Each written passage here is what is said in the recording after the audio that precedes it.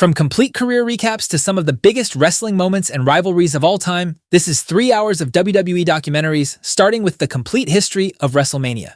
Our story starts with a gamble in 1985. Vince McMahon was running a wrestling company with global dreams but regional money. Pay-per-views were barely a thing. Nobody had tried to turn pro wrestling into a stadium-scale live event. McMahon decided to take a bet anyway. On March 31st, 1985, the first WrestleMania took place at Madison Square Garden in New York City. Ring announcer Howard Finkel came up with the name, riffing on the Beatlemania craze of the 1960s. To pull in a mainstream audience, McMahon loaded the card with celebrities. Muhammad Ali served as a guest referee. Cyndi Lauper managed Wendy Richter to a women's title win.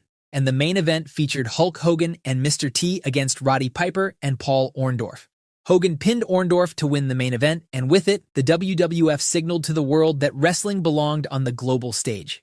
The experiment was such a success that it locked in the WrestleMania formula going forward. Big celebrities, big names, big moments, once a year.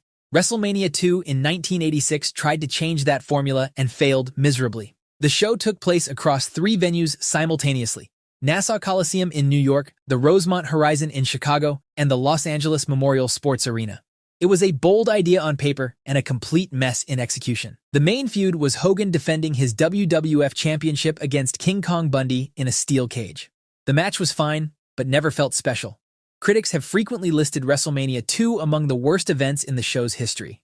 The novelty of the 3-city format diluted everything. The lesson was clear. WrestleMania needed to be one place, one night. WrestleMania 3 in 1987 corrected all of that in the most spectacular way possible. The Pontiac Silverdome in Michigan, an announced attendance of 93,173 fans, and a main event that had been building for over a year.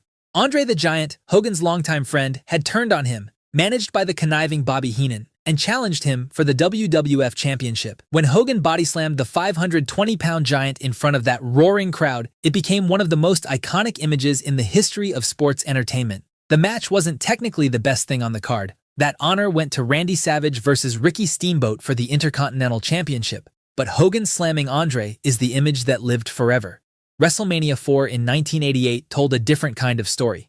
Andre the Giant had sold the WWF Championship to the Million Dollar Man, and WWF President Jack Tunney vacated the title. A 14-man single-elimination tournament would crown a new champion at WrestleMania. It was a creative solution, but a structural problem. Too many matches and not enough stakes per match. Randy Savage, aided by Hulk Hogan at ringside, fought through the bracket and defeated the Million Dollar Man in the final to become WWF champion. The image of Miss Elizabeth celebrating with Savage after his win was heartwarming, but the show itself was exhausting. Critics gave the event a lukewarm reception, noting its extended length and large number of matches. However, the genius of WrestleMania 4 was what it set up for next year.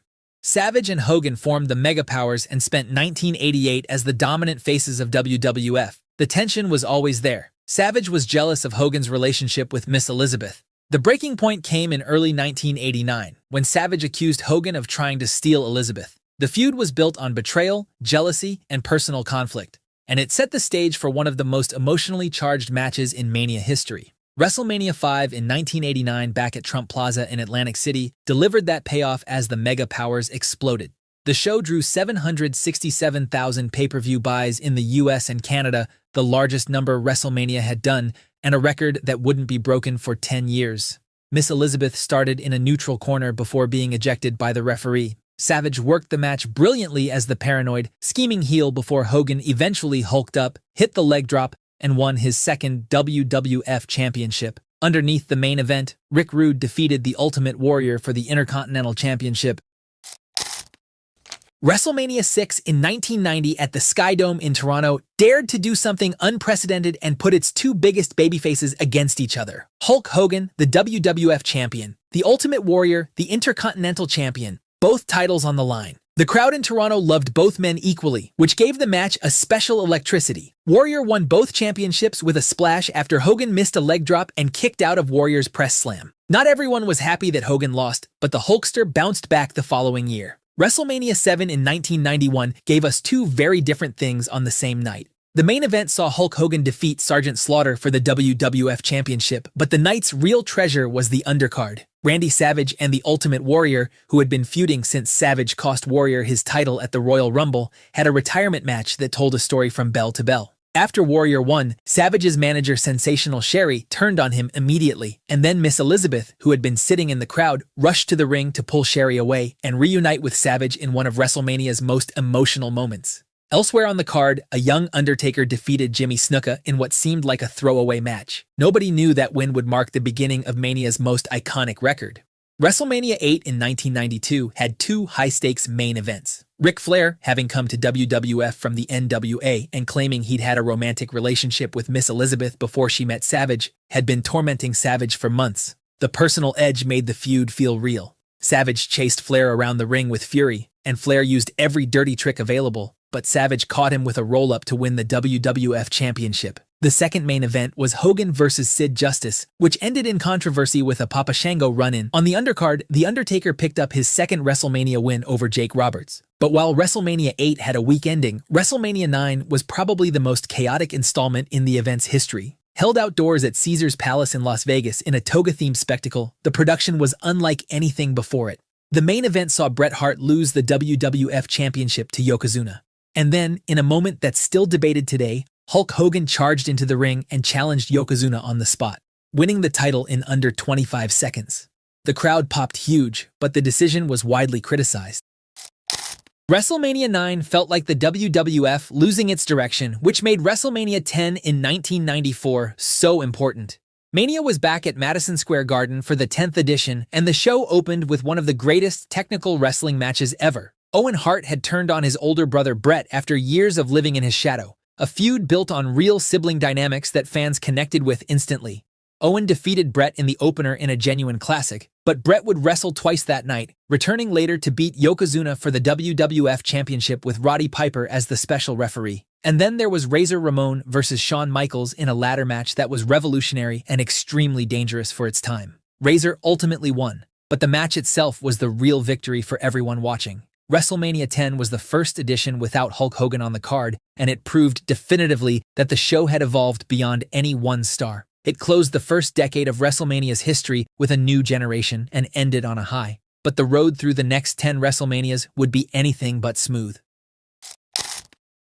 This stretch of the show's history contains some of its absolute worst nights and some of its absolute best, sometimes within months of each other. WrestleMania 11 in 1995 is remembered for all the wrong reasons. WWF was in the thick of its steroid scandal, Hogan was gone, and the company was struggling to find its next top star. Their solution for the main event was to pit NFL legend Lawrence Taylor against Bam Bam Bigelow in the main event. Taylor performed better than anyone expected, but putting a football player in the main event of WrestleMania felt like a step backward. The actual WWF Championship match between Diesel and Shawn Michaels was knocked down the card. The show drew poorly, and is often considered one of the worst installments in Mania history. However, WrestleMania 12 in 1996 offered something never seen before. The 60-minute Iron Man match between Bret Hart and Shawn Michaels went the full hour with no falls, sending it into sudden death overtime. Michaels hit sweet chin music, got the pinfall, and became WWF champion to a massive ovation. It was Michaels' defining WrestleMania moment and one of the most ambitious match formats the company had ever tried. On the undercard, The Undertaker defeated Diesel to extend his streak, and The Ultimate Warrior made a surprise return.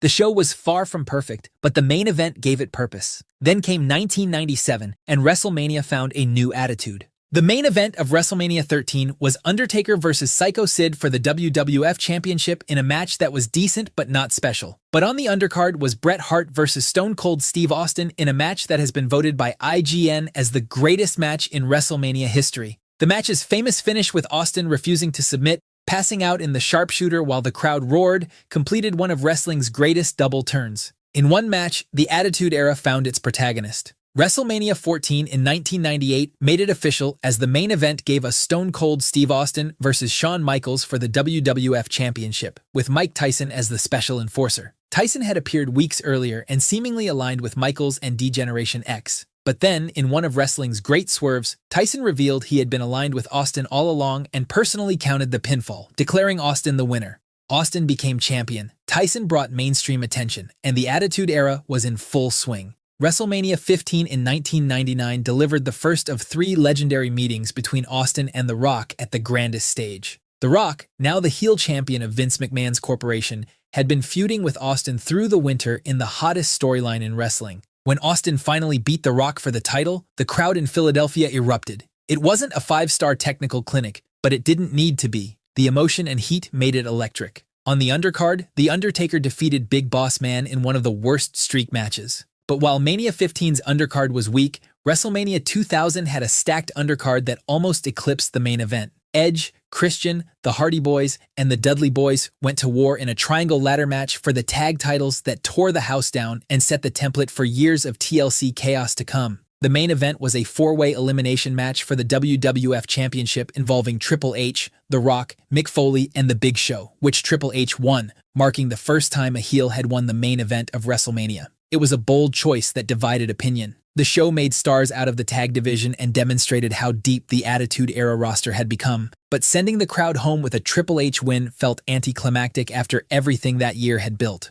However, the following year, we witnessed peak. WrestleMania 17 took place in April 2001 at the Reliant Astrodome in Houston and is widely regarded as the greatest WrestleMania ever. Austin versus The Rock in the main event. Undertaker versus Triple H in a brutal brawl. Shane McMahon versus Vince McMahon in a wild street fight. Edge and Christian, the Hardys, and the Dudleys in TLC. Kurt Angle versus Chris Benoit. Chris Jericho versus William Regal. There was no weak link on the card. WrestleMania 17 set a bar that the show has been chasing ever since. WrestleMania 18 in 2002 at Toronto's Skydome was officially the last WWF WrestleMania before the company became WWE. The show was headlined by Triple H defeating Chris Jericho for the Undisputed Championship, but everyone in the building was there for one thing: The Rock versus Hollywood Hulk Hogan. Hogan had returned with the NWO months earlier as a heel, but the Toronto crowd refused to boo him. The match was billed as Icon versus Icon, and what it lacked in technical quality, it made up for in crowd electricity. The Rock won, but Hogan left the arena as a babyface to thunderous ovations. WrestleMania 19 in 2003 gave us three genuine classics. Shawn Michaels versus Chris Jericho was a generational clash of styles done brilliantly. The Rock versus Austin met for the third and final time at WrestleMania. The main event saw Brock Lesnar defeat Kurt Angle for the WWE Championship after almost breaking his neck. Hulk Hogan also defeated Vince McMahon in a street fight that was totally unhinged. Mania 19 will go down as one of the most criminally underrated shows of all time. The following year, WrestleMania celebrated the 20th edition of the show back at Madison Square Garden. The main event for the Raw brand was a triple threat for the World Heavyweight Championship, which saw Chris Benoit make Triple H submit via the Crippler Crossface, winning his first world title. On the SmackDown side, Eddie Guerrero defeated Kurt Angle to retain the WWE Championship. The sight of Benoit and Guerrero, two men who had clawed their way through every obstacle the business threw at them, embracing in the center of Madison Square Garden to close the show, moved grown men to tears. The Undertaker also returned in his Deadman persona to defeat Kane, resetting his mythology for the years ahead. The shadow of what happened later to both Benoit and the Attitude Era's cast of characters makes parts of this decade bittersweet. But from WrestleMania 13's double turn to WrestleMania 17's perfection and WrestleMania 20's emotional finale, this stretch produced some of the most memorable moments the show has ever seen. The company was about to change its name, split its roster, and enter an era defined by one man's undefeated streak and another man's drive to never give up.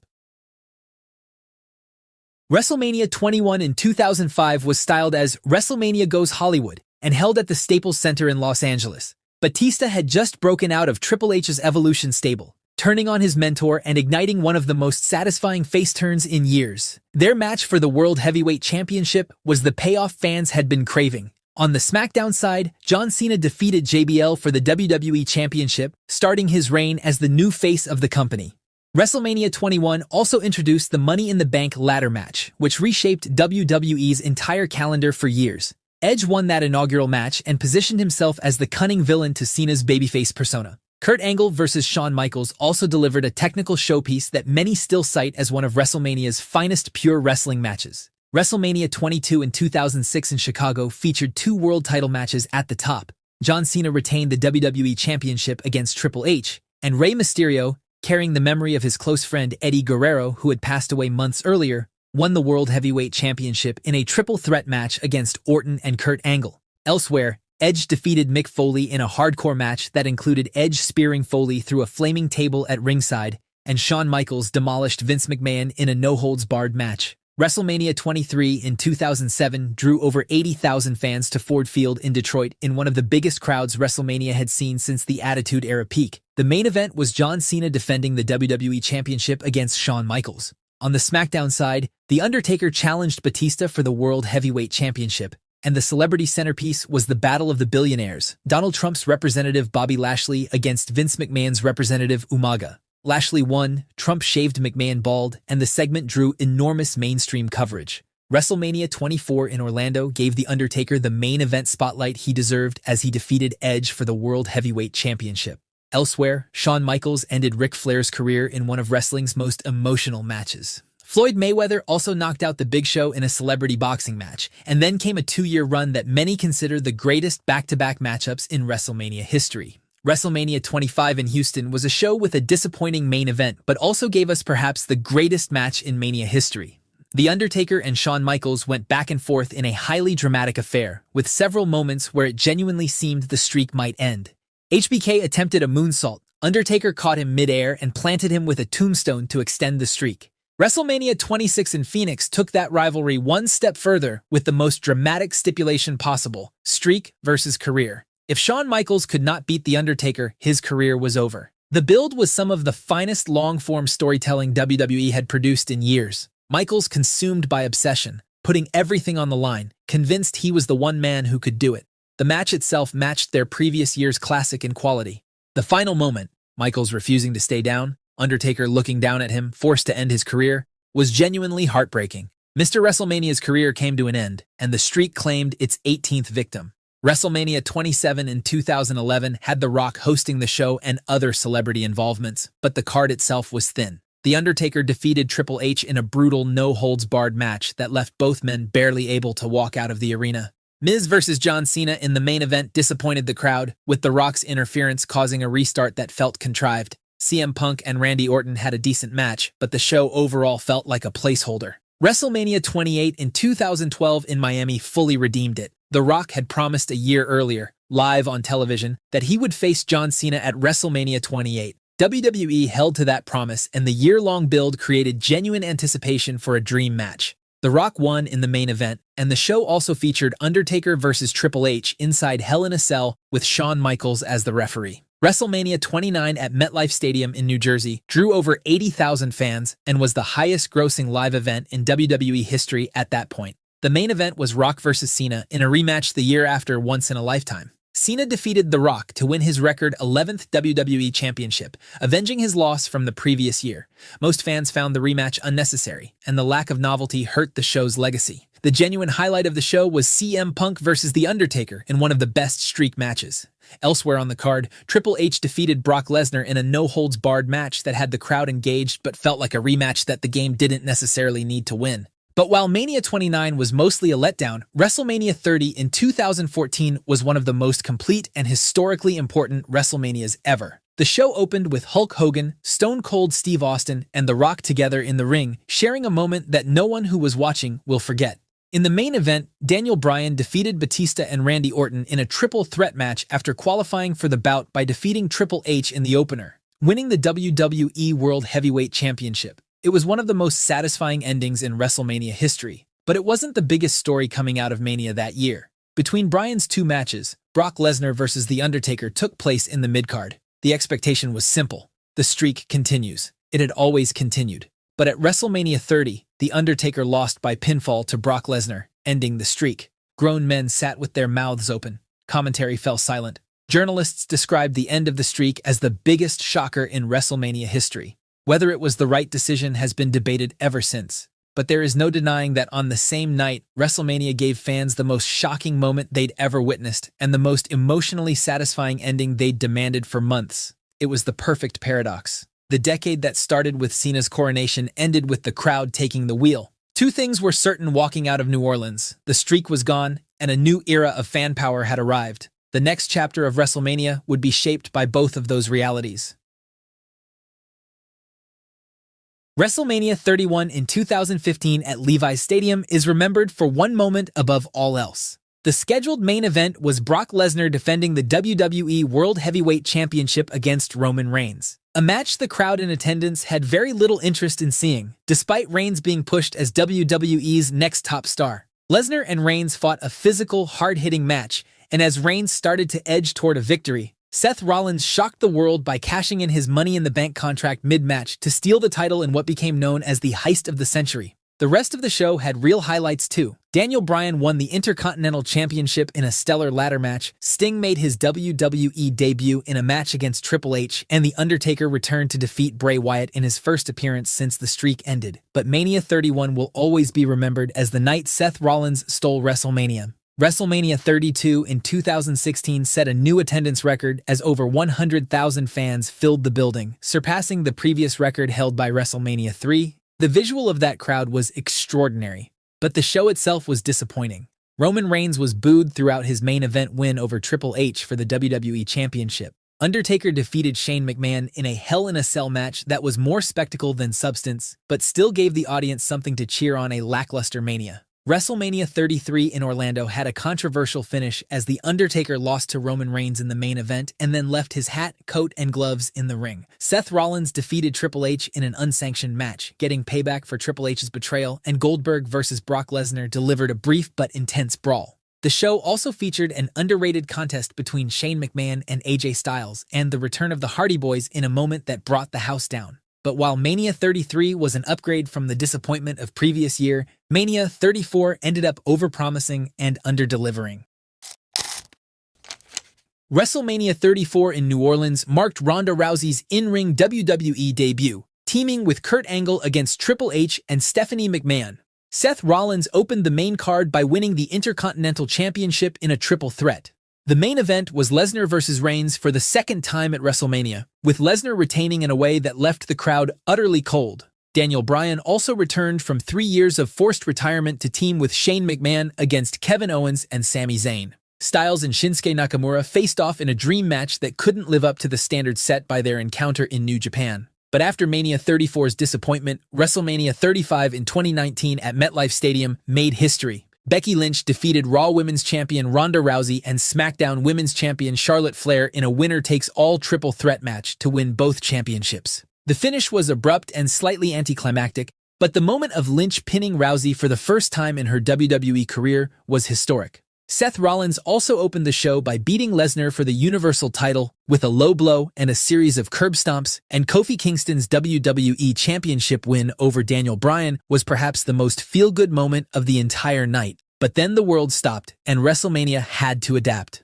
WrestleMania 36 in 2020 was held across 2 nights at the Empty Performance Center in Orlando. What could have been a disaster became something genuinely fascinating as WWE leaned into cinematic storytelling. The Undertaker vs. Styles happened in a pre-recorded boneyard match shot like a horror film, with motorcycles, a gravedigger, and gothic atmosphere that played to television in ways a live match never could have. John Cena vs. Bray Wyatt's Firefly Funhouse match was a surrealist trip through Cena's career. Drew McIntyre defeated Brock Lesnar for the WWE Championship, and as the world stopped due to a pandemic, WrestleMania kept delivering. WrestleMania 37 in 2021 brought fans back in a partially filled Raymond James Stadium in Tampa, Florida. Night 1 was historic as Sasha Banks and Bianca Belair main evented, with Belair winning the SmackDown Women's Championship in a match that received universal acclaim. Night 2 saw Roman Reigns, now carrying the tribal chief character that had redefined his entire career, retain the Universal Championship against Edge and Daniel Bryan in a dominant triple threat. WrestleMania 38 in 2022 in Dallas saw Reigns carry the momentum as he defeated Brock Lesnar in a winner-takes-all unification match, claiming both the WWE and Universal Championships to become the undisputed Universal Champion. Night 1 closed with Stone Cold Steve Austin coming out of retirement to defeat Kevin Owens in a no-holds-barred match. But the most talked-about moment from WrestleMania 38 happened mid-show on Night 2, when a mystery opponent was announced for Seth Rollins and out-walked Cody Rhodes, making his return after 6 years away, kicking off Cody's journey to finish his story. WrestleMania 39 in 2023 in Los Angeles saw that story reach its first climax as Rhodes challenged Reigns for the undisputed title in the Night 2 main event. In the final seconds, Solo Sikoa hit Rhodes with the Samoan Spike before Reigns speared him to retain the title, making Reigns the first wrestler to defend a world championship at 3 consecutive WrestleManias during the same reign. Night 1 delivered its own highlight in Kevin Owens and Sami Zayn defeating the Usos for the undisputed tag titles. Charlotte Flair also lost the SmackDown Women's title to Rhea Ripley, and the triple threat between Gunther, Sheamus, and Drew McIntyre had everyone on the edge of their seats. WrestleMania 40 in Philadelphia is considered one of the greatest WrestleManias ever. The Rock had returned to align with Roman Reigns and the Bloodline, turning heel and inserting himself into the Cody Rhodes story.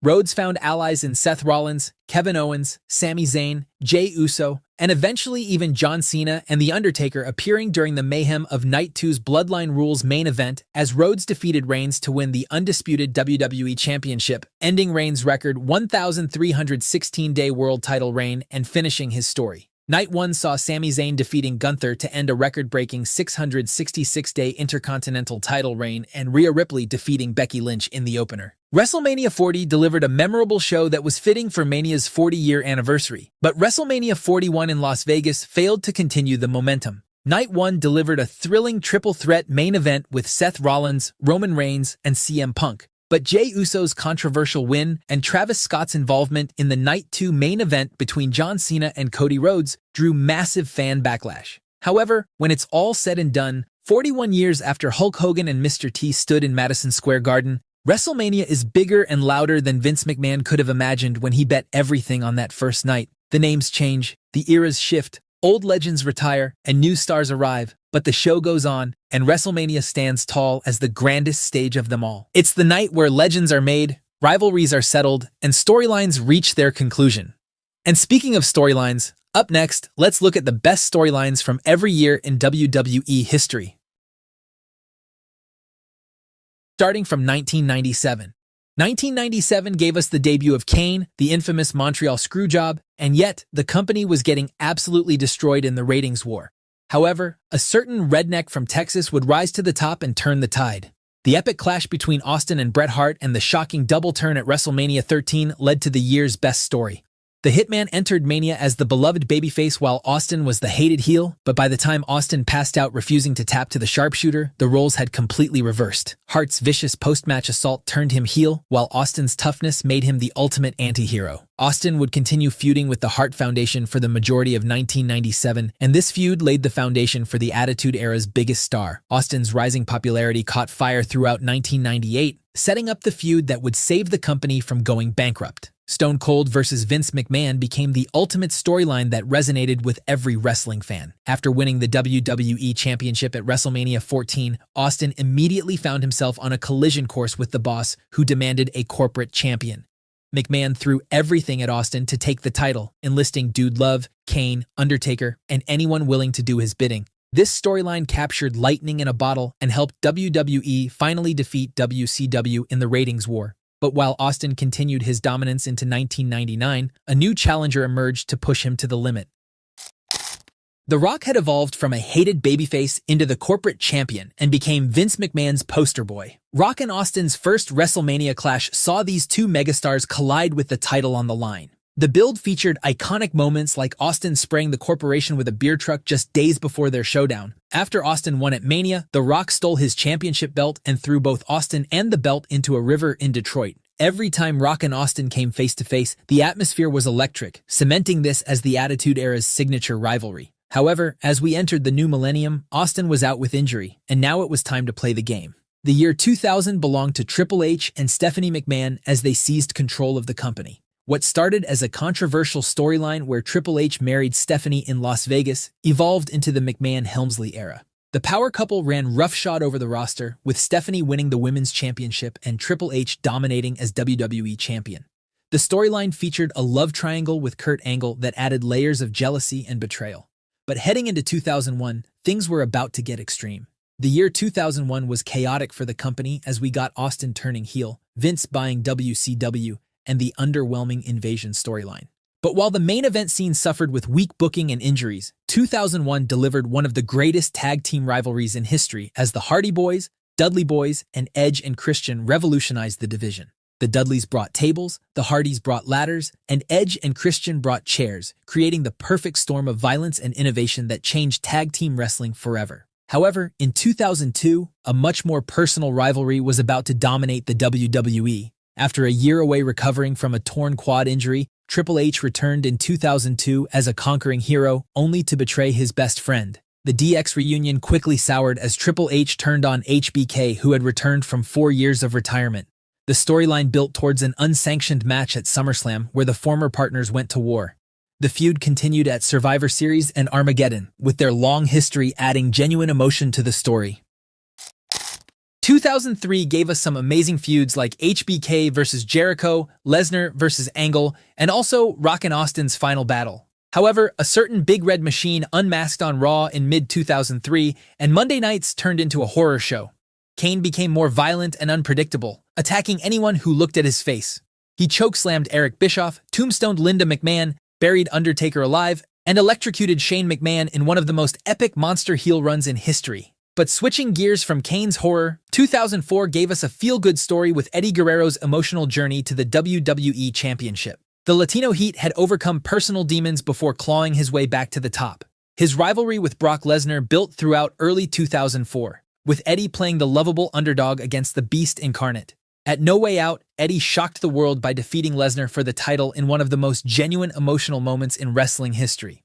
While the year also gave us Orton versus Mick Foley, Kane versus Taker, and Chris Benoit's rise, it was Eddie's redemption story that stole everyone's hearts. Triple H's reign of terror continued into 2005, but evolution began showing cracks when Batista grew tired of playing second fiddle. The animal had been Triple H's muscle for years, but winning the Royal Rumble forced a decision about his WrestleMania title shot. Triple H tried manipulating Batista into challenging JBL instead, but the animal saw through the game's schemes. The tension built for weeks as Batista finally snapped and gave his former mentor a thumbs down. At WrestleMania 21, Batista defeated Triple H for the World Heavyweight Championship in a match that launched him as a main event star. But while Batista won the big gold, another future legend became WWE Champion on the same night.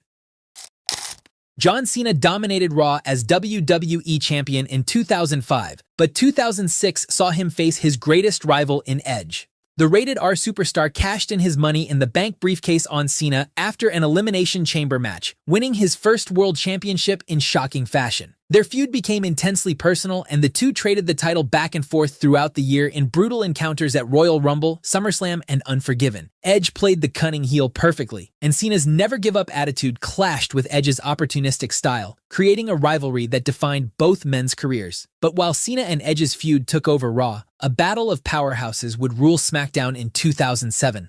The rivalry between Batista and The Undertaker dominated 2007 as two of SmackDown's biggest stars collided in a dream feud.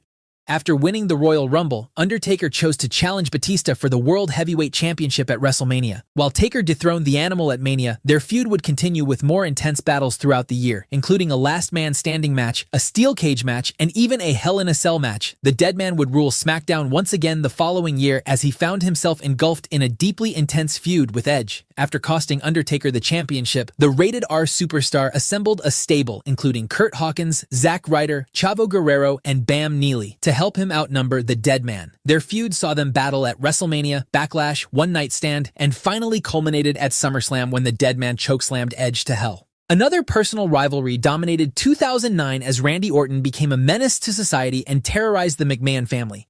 After Orton took out Vince, Shane, and Stephanie's husband, Triple H, stepped up to the plate and got into an intense rivalry with the Viper that saw the game invade Orton's home, and Randy handcuffed Triple H only to kiss Stephanie in front of him.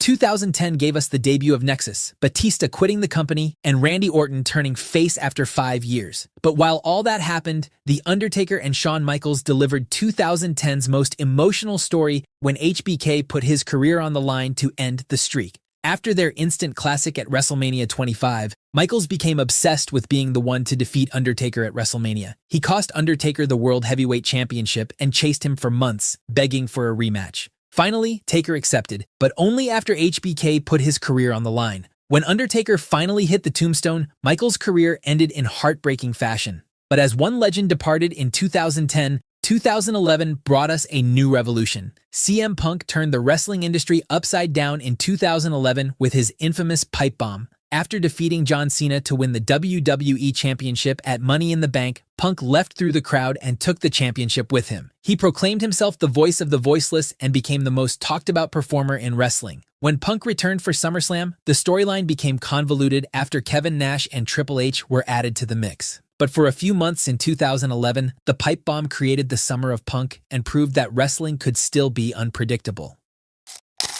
The Rock and John Cena's feud defined 2012 as the dream match brought mainstream attention back to wrestling. The build lasted an entire year with both men trading verbal barbs and questioning each other's commitment. Rock claimed Cena had become a corporate sellout while Cena questioned if Rock truly cared about wrestling or just his Hollywood career. WrestleMania 28 in Miami delivered over 78,000 fans watching Rock defeat Cena in the main event. Cena's loss haunted him throughout the year, and while Cena would get his redemption the next year, a new unstoppable trio took over the company. The Shield's domination throughout 2013 created wrestling's most destructive faction in years as Roman Reigns, Seth Rollins, and Dean Ambrose arrived through the crowd to attack anyone in their path. The trio held the United States Championship and Tag Team Championships simultaneously while remaining undefeated for months. The chemistry between Reigns' powerhouse style, Rollins' athleticism, and Ambrose's unhinged charisma made them must-see. But while the Shield ruled 2013, a certain American dragon was building a revolution. Daniel Bryan's Yes movement captured everyone's heart in 2014. After being screwed out of the title by Triple H at SummerSlam 2013, Bryan battled against the Authority for months. Fans hijacked shows with yes chants and demanded Bryan receive his rightful spot. The movement reached its peak at WrestleMania 30, when Bryan defeated Triple H in the opener to earn his spot in the main event, then overcame Batista and Randy Orton in a triple threat to win the WWE World Heavyweight Championship. But while Bryan's feel-good story ruled 2014, 2015 proved that the Authority always has a plan B. Seth Rollins' alignment with the Authority led to his villainous run throughout 2015 as the company's top heel.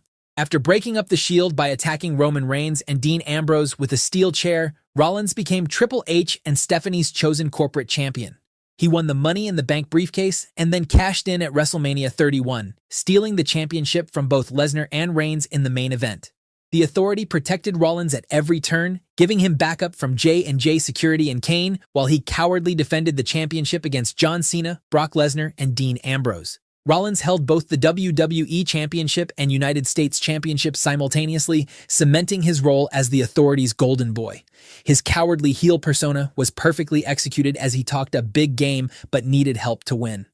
Rollins' championship reign defined 2015 until a devastating knee injury sidelined him, but his work that year established him as a main event star. However, while Rollins dominated 2015, 2016 gave us the most phenomenal debut year ever. AJ Styles shocked the wrestling world by debuting at the Royal Rumble and established himself as a legit main event star. He feuded with Chris Jericho in a series of matches that showcased his abilities, then challenged Roman Reigns for the WWE Championship in multiple classics. Despite losing to Reigns, Styles was moved to SmackDown in the brand split where he defeated Dean Ambrose at Backlash to win his first WWE Championship.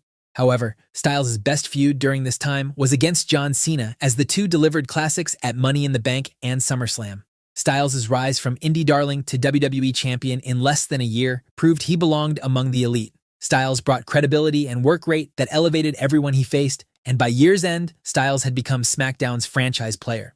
But as the calendar flipped to 2017, we got one of the most heartbreaking betrayals in wrestling history. Chris Jericho and Kevin Owens' bromance dominated Raw as Y2J made everyone smile with his list of Jericho. Owens held the Universal Championship while Jericho won the United States title, creating an unstoppable duo. But cracks formed when Jericho accepted Goldberg's title challenge on Owens' behalf without asking.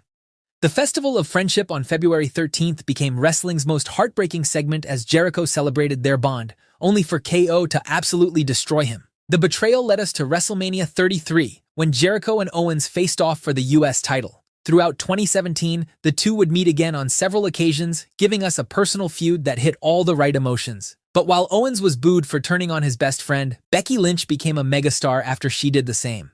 Becky Lynch's transformation into the man began when Charlotte Flair stole her opportunity at SummerSlam by being added to the SmackDown Women's Championship match against Carmella. After Flair won, Lynch snapped and attacked her best friend, becoming an instant hero despite WWE trying to position Lynch as the villain. Lynch's rivalry with Charlotte was personal, and her feud with Ronda Rousey made headlines. However, Becky wasn't the only overlooked star who got a major push during this time. Kofi-Mania delivered wrestling's ultimate underdog story, when Kofi Kingston finally shattered his glass ceiling after 11 years. Despite coming up short in the chamber, fans demanded Kingston receive his opportunity to become world champion. Vince made Kofi jump through endless hoops as the New Day's brotherhood elevated the story beyond just Kingston's quest, making it about loyalty and friendship. At WrestleMania, Kofi defeated Bryan to become the WWE champion in an emotional moment. But while Kofi and Becky got their moment, nothing compared to the meteoric run that dominated wrestling for 4 years from 2020 to 2023. Roman Reigns and the Bloodline dominated the company across 4 years in one of wrestling's most compelling long-term storylines. Returning at SummerSlam 2020 as the Tribal Chief, Reigns aligned with Paul Heyman and transformed into the ultimate villain. He unified the WWE and Universal Championships, holding the Universal title for a record 1,316 days while forcing the Usos to acknowledge him as head of the table. Solo Sikoa joined, and Sami Zayn's addition brought comic relief before his inevitable betrayal. Reigns defended against everyone, Bryan, Lesnar, Cena, cementing his legacy as the greatest champion of the modern era. This generational run redefined what a championship reign could be, making Reigns the final boss everyone wanted to dethrone. But no matter how dominant somebody is in the WWE, their run eventually has to come to an end. Cody Rhodes finally finished his story by dethroning Roman Reigns at WrestleMania 40, completing a 2-year journey that began when he returned at Mania 38. The main event featured interference from multiple legends before Rhodes finally hit 3 consecutive crossroads to end Reigns' historic reign. 2025 was disappointing from a creative standpoint, but the company gave us a shocker early in the year as John Cena's heel turn created wrestling's most unexpected storyline in ages. While the initial moment brought massive mainstream attention, the follow-up was weak and Cena eventually turned face again days before SummerSlam. But in a year marked by horrible booking decisions and creative choices, Cena's retirement tour was the one bright spot that gave fans something to tune in for. But switching gears from storylines, up next, let's look at the best versus worst WWE pay-per-views of all time. Kicking things off with one of the most entertaining shows ever, Money in the Bank 2011. While most fans remember this show for its iconic main event, but the undercard was equally solid. Both Money in the Bank ladder matches were fun with Daniel Bryan and Del Rio winning the briefcases, and matches like Christian versus Randy Orton and Mark Henry versus Big Show were better than expected. But yes, when it's all said and done, it was the main event of this show that changed the history of WWE. The entire show was built around one question: would CM Punk walk out of his hometown of Chicago as WWE champion on the last night of his contract? When Punk defeated John Cena in the middle of the ring, the hometown crowd absolutely lost their minds. Then Vince McMahon rushed down and ordered Alberto Del Rio to cash in his freshly won Money in the Bank briefcase. Punk responded by kicking Del Rio in the skull, blowing a kiss at McMahon, and disappearing into the crowd with the title in one of the greatest endings in wrestling history. For one night in Chicago, everyone remembered what made WWE special. But if Money in the Bank 2011 was fun, Super Showdown in 2020 was straight-up torture. Super Showdown in 2020 is widely considered one of the worst shows in WWE history, and rightfully so. You had Brock squashing Ricochet in a minute, Roman Reigns and Corbin in a forgettable steel cage match, and Mansoor somehow got a spot on a pay-per-view card. But all of this would pale in comparison to the absolute monstrosity that was the main event. WWE had built months establishing The Fiend as this unstoppable supernatural force of nature, only for Goldberg to absolutely destroy his mystique and derail his entire momentum. The show would also be voted as the worst major wrestling show of 2020 by readers of the Wrestling Observer newsletter, and is universally considered one of the biggest letdowns in WWE history. WrestleMania 28 was a show built around 2 matches that could headline any wrestling show. The Undertaker versus Triple H inside Hell in a Cell with Shawn Michaels as special referee was an absolute war. Over 30 brutal minutes, all 3 men told a story about mortality, brotherhood, and legacy that went beyond wins and losses. The main event between The Rock and John Cena lived up to a year of relentless hype. It wasn't a technical masterpiece, but the crowd's investment did most of the emotional heavy lifting. Sure, the undercard had its problems. Sheamus defeating Daniel Bryan in 18 seconds remains one of the most baffling booking decisions in WrestleMania history, and Team Johnny versus Team Teddy was an overloaded mess. But when the two marquee matches hit the levels they did, you forgive a lot. Mania 28 was worth its price tag. If there's one pay-per-view that represents everything wrong with WWE's handling of ECW's revival, it's this. Often cited as the worst WWE show of all time, this disaster nearly killed the ECW brand before it could properly get off the ground. The entire card was built around an extreme elimination chamber match that nobody wanted to see end the way it did. Making matters worse, ECW original Sabu was pulled from the match and replaced by Hardcore Holly, further alienating the core fanbase. Fan favorites like CM Punk and Rob Van Dam were eliminated early on, which made things worse. As a result, the match turned into what felt like a standard one-on-one contest between Lashley and Big Show towards the end that saw Lashley walk out as the ECW champion. The undercard was equally atrocious, featuring mixed tag matches like Mike Knox and Kelly Kelly versus Ariel and Kevin Thorne, Daivari versus Tommy Dreamer, and a tag team match featuring the FBI. The only saving grace of this show was a decent tag team bout between the Hardy Boys and M&M. But apart from that, nothing about this show screamed extreme. The show set record low buy rates and was so poorly received that Paul Heyman either quit or was fired immediately afterward. Upset about how the event turned out, ECW originals like Tommy Dreamer and Stevie Richards asked for their release. When your pay-per-view is so bad it threatens an entire brand's existence, you know you've achieved something truly special in all the wrong ways. Fortunately, WWE had already proven they could get ECW right earlier that same year with ECW One Night Stand 2006. Unlike its predecessor from 2005, this wasn't just a nostalgia trip. It was a legitimate pay-per-view that delivered on every level. The show peaked with an absolutely electric WWE Championship match between John Cena and Rob Van Dam at the Hammerstein Ballroom, where the hostile New York crowd's anti-Cena attitude reached new heights. RVD's victory was met with a loud pop, and the visual of him holding both the WWE and ECW titles was iconic. The supporting matches maintained that same energy, with Kurt Angle and Randy Orton delivering another decent encounter, and Rey Mysterio versus Sabu providing the perfect blend of high-flying action and hardcore intensity. What made this show special was how it captured the raw, rebellious spirit of the original ECW while still feeling like a polished WWE production.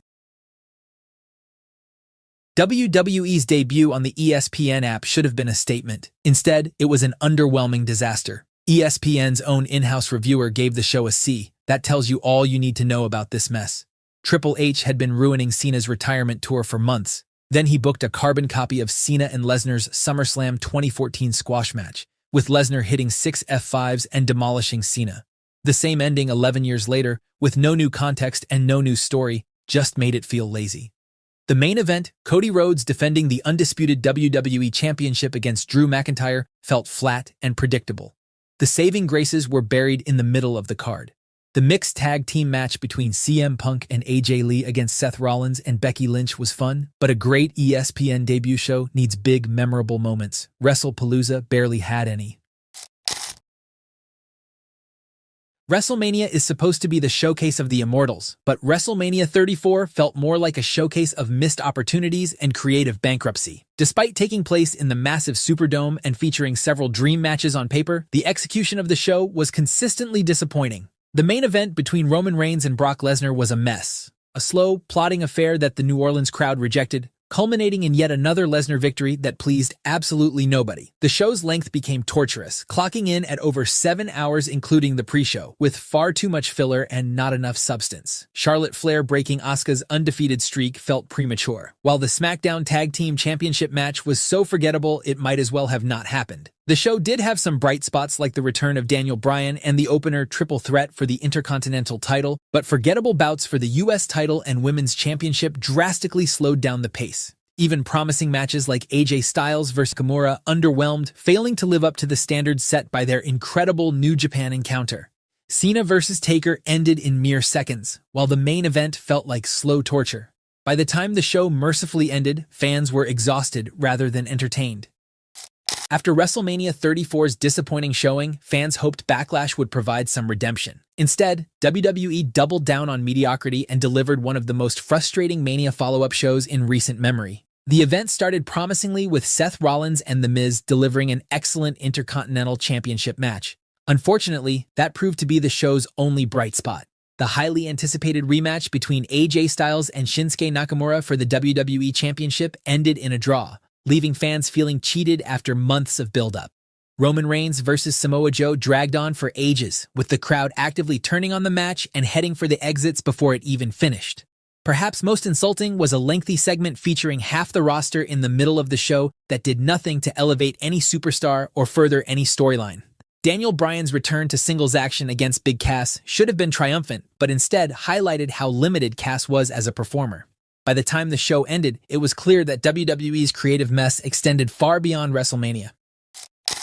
However, 11 years before this disaster, Backlash 2007 had shown how a post-WrestleMania show should be booked.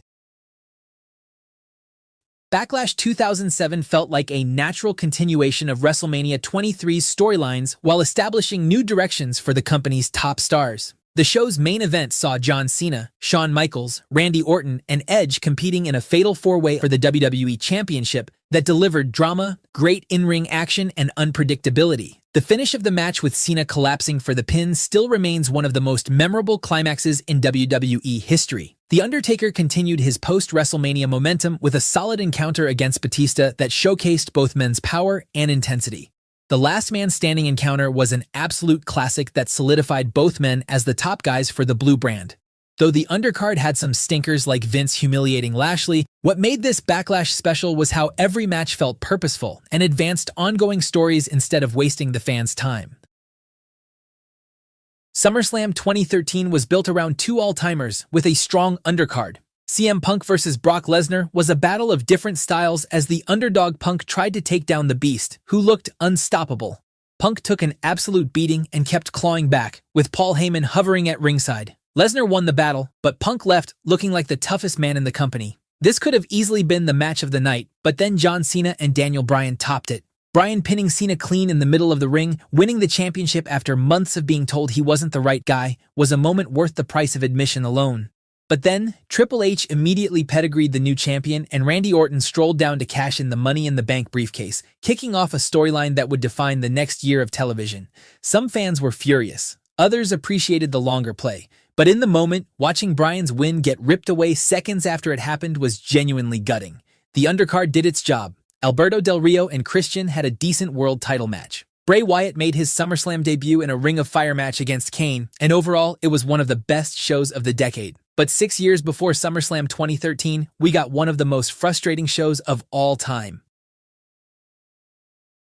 Unforgiven 2007 was exactly that, an unforgivable waste of time and money that left fans questioning their loyalty to the product. The show's semi-main event between Randy Orton and John Cena ended in 7 minutes when Cena was disqualified for being too aggressive.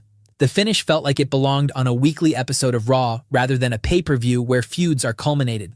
The Undertaker's return from injury in the main event should have been a triumphant moment, but his match against Mark Henry was a slow, plodding affair that highlighted how poorly both men were being utilized. The world title triple threat between Khali, Batista, and Mysterio felt uninspired, and the undercard mostly wasted names like Kane, CM Punk, and Triple H in forgettable matches that did nothing to advance their characters. It's truly a shame because just the year before, WWE had delivered an all-time classic at Unforgiven 2006. Unforgiven 2006 built effectively on the fallout from SummerSlam and delivered several memorable encounters that justified fans' emotional investment. The show's highlight was an absolutely brutal Hell in a Cell match between D-Generation X and Mr. McMahon, Shane McMahon, and The Big Show that perfectly captured the intensity of their ongoing war. The sight of Shawn Michaels and Triple H systematically destroying Vince and his son remains one of the most visceral moments in Hell in a Cell history, while the match's conclusion felt like a natural climax to months of storytelling. John Cena and Edge continued their excellent rivalry in the main event with a tables, ladders, and chairs match for the WWE Championship that showcased both men's willingness to sacrifice their bodies to become the top guy on Raw. The undercard maintained that same level of quality, with Trish Stratus delivering an emotional farewell in her hometown of Toronto against Lita. Even smaller feuds like Kane vs. Umaga and Jeff Hardy vs. Johnny Nitro felt important and well-crafted, creating an overall show that felt cohesive and satisfying from beginning to end. The show also saw Randy Orton delivering a mid-air RKO to Carlito years before mid-air RKO became a thing, so that gets a plus point. Many fans consider WrestleMania 17 as the greatest wrestling pay-per-view ever produced. The main event between Stone Cold Steve Austin and The Rock for the WWF Championship served as the emotional finale of the Attitude Era. But this show wasn't carried by one match alone. The TLC match between the Hardy Boys, the Dudley Boys, and Edge and Christian remains one of the most insane things ever done in a wrestling ring. Triple H versus The Undertaker delivered a brutal brawl that lived up to both men's reputations. Kurt Angle and Chris Benoit went out there and put on a wrestling clinic. Vince McMahon and Shane McMahon had a street fight that was more physical than it had any right to be. The Hardcore Championship triple threat between Kane, Big Show, and Raven brawled all over the arena and somehow stole the show for 10 minutes. 68,000 fans in the Houston Astrodome. Jim Ross and Paul Heyman on commentary. A loaded roster. This was WWE firing on all cylinders. However, a decade after this masterpiece, we got one of the most infuriating shows of all time. What should have been a celebration of wrestling's most beloved match concept instead became a masterclass in tone-deaf booking. The Rumble match itself started promisingly, with CM Punk's early entry generating huge excitement from the Pittsburgh crowd. However, when Punk was unceremoniously eliminated by Kane and never returned, the audience's mood shifted dramatically. The crowd's rejection was so visceral that it even booed Rey Mysterio simply for not being Daniel Bryan. Batista's inevitable victory was met with nuclear heat, not the triumphant return WWE had envisioned. The show also saw John Cena and Randy Orton compete in arguably their worst match ever, and even the undercard suffered from this creative constipation, with Bray Wyatt versus Daniel Bryan being the night's only bright spot. However, for every horrible Rumble event, there's one that had the entire fanbase buzzing. 7 years earlier, Royal Rumble 2007 demonstrated how the event should function when WWE's creative team is firing on all cylinders. The Rumble match itself was a masterpiece. The Undertaker's victory felt both surprising and inevitable, as his late entry and systematic elimination of top contenders cemented him as the WWE's premier gunslinger. Shawn Michaels' performance was particularly noteworthy, lasting over 40 minutes and reminding everyone why he was the showstopper. Rated RKO's presence added an element of unpredictability that kept fans guessing until the final moments, and even names like CM Punk and Shelton Benjamin got their time to shine. The supporting matches elevated the entire card, with John Cena and Umaga delivering a historic last man standing match for the WWE Championship. Umaga's dominance throughout the match made Cena's eventual victory feel truly earned and cemented Cena as a fighting champion. Batista versus Mr. Kennedy for the World Heavyweight Championship was better than expected, while the tag team division played its part with another installment in the Hardy Boys versus MNM saga. Overall, this remains one of my favorite shows till date. The Great American Bash in 2006 was a SmackDown disaster that bombed before it even started. Stars like Bobby Lashley and the Great Khali were all pulled from the show before bell time due to elevated liver enzymes. Mark Henry had already been injured the previous week. The card that fans paid for had largely evaporated. Their replacements, Mr. Kennedy stepping in for Henry against the returning Batista, had no storyline purpose and produced a flat finish that satisfied nobody. The main event between Rey Mysterio and King Booker for the World Heavyweight Championship was the best thing on the show, but felt like a lousy ending to Rey's title run. The Undertaker versus Big Show in the first ever Punjabi prison match was supposed to be Undertaker versus Khali. Show was substituted in at the last minute. What followed was one of the most painfully slow and awkward gimmick matches in WWE history, with some reviewers even giving it a negative rating. If you grew up watching WWE in the 2000s, you had to pick a side. You were either Team Raw or Team SmackDown. Raw had the big names like Randy, Cena, Triple H, the Intercontinental title, and the main event storylines, while SmackDown was the underdog brand led by stars like The Undertaker, Batista, Edge, Rey Mysterio, the US and Cruiserweight titles, and had better in-ring action. Each show had their unique colors and identity. Pay-per-views, we got Raw versus SmackDown matches at Survivor Series and bragging rights, and each show felt like its own different universe. But it wasn't always this way. Our story starts in 2002. After buying out WCW and the arrival of ECW stars, the roster had become insanely bloated. On top of that, without a real competitor breathing down their neck for the first time in years, the product had lost some of its edge. Vince McMahon's answer was to manufacture competition from within. In early 2002, the brand extension was announced. Raw and SmackDown would each get their own exclusive rosters. The storyline hook was that Vince and Ric Flair, who had been feuding over control of the company, would each run one show. Vince got SmackDown, Flair got Raw. On March 25th at Penn State University, the first WWE draft went live. SmackDown landed The Rock, Kurt Angle, Chris Benoit, and Hulk Hogan, while Raw picked up The Undertaker, the NWO, Kane, and Rob Van Dam. Edge, Booker T, Big Show, Brock Lesnar, and Lita were among the picks that followed in the televised portion. Steve Austin was exempt from the entire draft after walking out of WWE following WrestleMania. Triple H, as the undisputed champion, was meant to float between both shows until the title picture settled. However, that arrangement didn't last long. After Brock Lesnar won the belt from The Rock at SummerSlam 2002 and refused to appear on Raw, the title effectively became SmackDown exclusive. Eric Bischoff, now the Raw general manager, responded by introducing a brand new World Heavyweight Championship and handing it to Triple H. From that point on, the brands were truly running in separate lanes. The shows wasted no time developing their own identities. Raw, with Bischoff pulling strings and Triple H dominating the main event, leaned into the sports entertainment side of things with big promos, Kane's unmasking, and Evolution holding down the top of the card. SmackDown went in a different direction with Paul Heyman leading the creative team. He immediately identified 6 wrestlers he wanted to build around: Kurt Angle, Chris Benoit, Edge, Rey Mysterio, Eddie Guerrero, and Chavo Guerrero. This group became known as the SmackDown Six, and their run produced some of the best matches WWE had put on in years. But the SmackDown Six was just the foundation. Brock Lesnar became the show's centerpiece, trading the WWE title back and forth with Angle in a trilogy that included a 60-minute Iron Man match on free TV. John Cena was developing his rapper character in the mid-card. Randy Orton and Batista were quietly being trained to become main event stars under Evolution's umbrella on Raw. Raw got exclusive pay-per-views like Unforgiven and Backlash, while SmackDown had Judgment Day, Armageddon, and No Mercy. SmackDown went through some turbulence post-WrestleMania 20 as Lesnar left the company, Angle was dealing with injuries, and JBL was thrust into the main event role.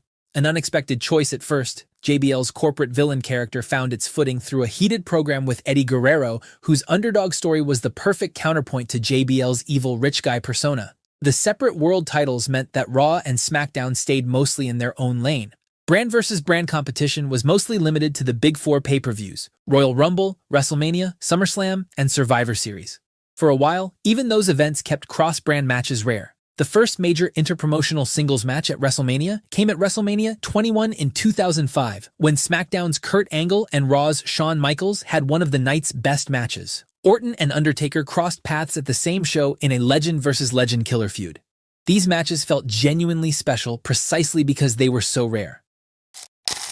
By the 2004 and 2005 period, John Cena had risen to become SmackDown's face of the franchise, eventually dethroning JBL at WrestleMania 21. Meanwhile, Batista had finally stepped out of Triple H's shadow on Raw, turning face and winning the World Heavyweight title in a story that had been building for months. The brand split had produced 2 credible top stars at the same time. But then, in the 2005 draft, something unexpected happened. SmackDown's top champion John Cena was drafted to Raw, and Raw's top guy Batista was traded to SmackDown. Annual drafts meant top names shuffled around with increasing frequency, and the idea that these were 2 fiercely separate brands started to feel more like a short-term arrangement than a long-term commitment. ECW, returning as a third brand in 2006, diluted things further. The Survivor Series Raw vs. SmackDown elimination match in 2005 had a fun build, with Randy Orton getting the win for Team SmackDown. By 2006 and 2007, Raw's top feud was Cena vs. Edge, with names like Randy Orton, DX, and Vince McMahon himself in secondary feuds, while SmackDown centered around The Undertaker vs. Batista rivalry, with Rey Mysterio, Booker T, and guys like MVP and Mr. Kennedy as the supporting cast. The 2 rosters rarely crossed paths, usually at WrestleMania or Survivor Series in brand supremacy matches. But by 2007, the brand split had clearly lost some of its structure. Pay-per-views had gone from brand-exclusive events back to combined cards, and stars were drifting between shows more often. But just as it looked like the whole experiment might run out of steam, SmackDown got a shot in the arm.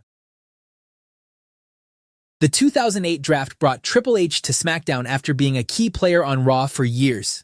With the game now on the blue brand alongside The Undertaker, Edge, and Jeff Hardy, SmackDown suddenly had the kind of top-tier star power it hadn't seen since the Lesnar-Angle era. And the show made good use of it. Edge and Undertaker destroyed each other in a feud that stretched across multiple pay-per-views, producing a TLC match and a Hell in a Cell match that became iconic. Jeff Hardy, after years of teasing a solo breakthrough, finally captured the WWE Championship in December 2008 in a triple threat match against Triple H and Edge. For SmackDown fans who had watched Hardy climb the card for years, it was a genuinely satisfying payoff. However, the year 2009 might be the most underrated stretch in SmackDown's history. The main event scene was constantly moving, involving The Undertaker, CM Punk, Jeff Hardy, Batista, Rey Mysterio, Edge, and Chris Jericho at various points. The feud between Punk and Hardy was particularly special, built around real-life contrast. Punk was straight edge and used that identity to moralize at Hardy and the audience, while Hardy's personal struggles with substance abuse made the dynamic feel authentic.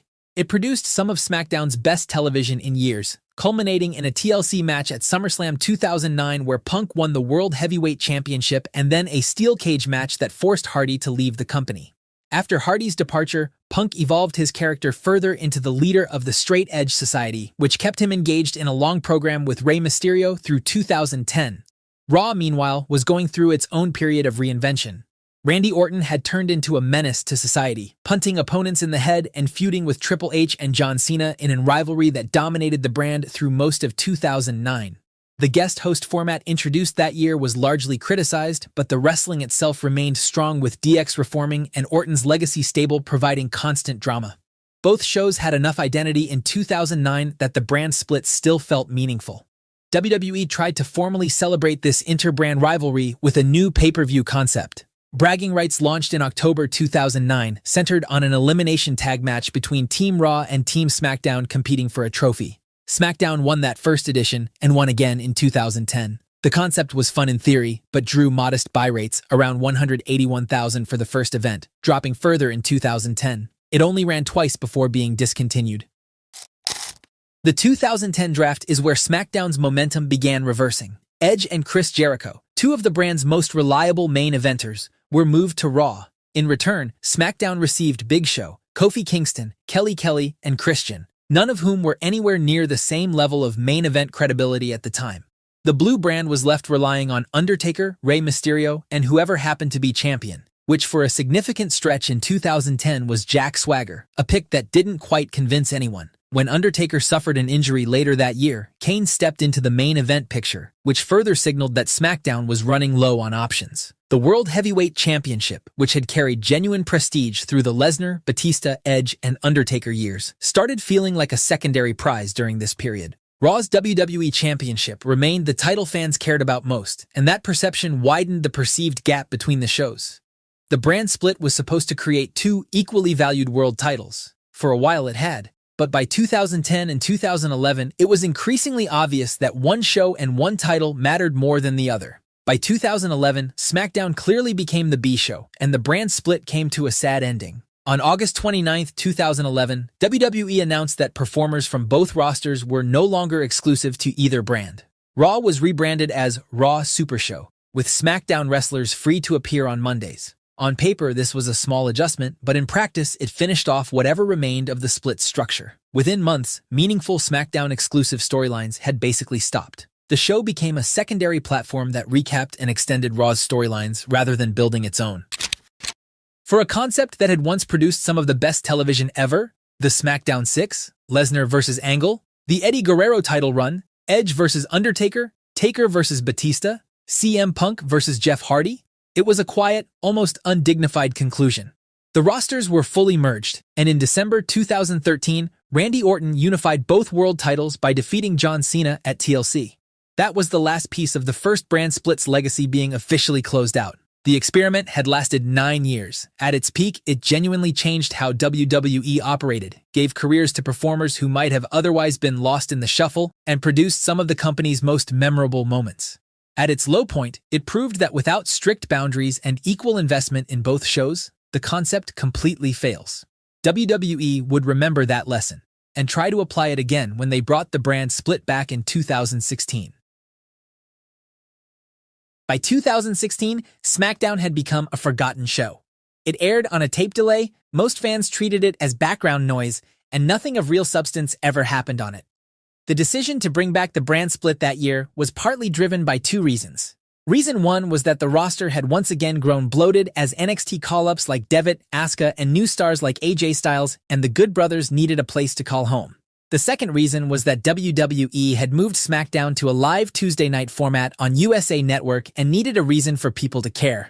The kayfabe setup saw Shane McMahon returning to WWE and claiming he could run a better show than his sister Stephanie, with Vince eventually splitting the brands along McMahon family lines. Shane and general manager Daniel Bryan ran SmackDown. Stephanie and GM Mick Foley took over Raw.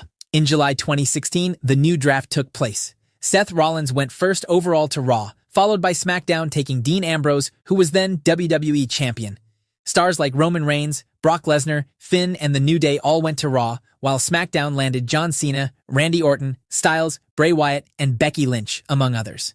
Each show got its own set of titles. Raw created the new Universal Championship and got the US title, while SmackDown kept the WWE Championship that Ambrose had brought with him and the Intercontinental title. Right out of the gate, SmackDown looked like the more exciting show. Styles, high on momentum since arriving in January 2016, immediately became the Blue brand's centerpiece and captured the WWE Championship at Backlash. The women's division, centered around Becky Lynch, Carmella, and Alexa Bliss, was fun. The tag team scene had American Alpha and the Usos producing some solid matches. On Raw, the Demon King became the first Universal Champion, but was injured the same night, vacating the title within 24 hours of winning it. Kevin Owens picked up the belt from there and began a long reign supported by his friendship with Chris Jericho. Survivor Series in 2016 was the first time the brands went head-to-head in the new era, featuring traditional elimination matches with Team Raw against Team SmackDown. SmackDown won the men's match, and it was the right way to establish that the Blue brand was a serious competitor and not just Raw's supporting act.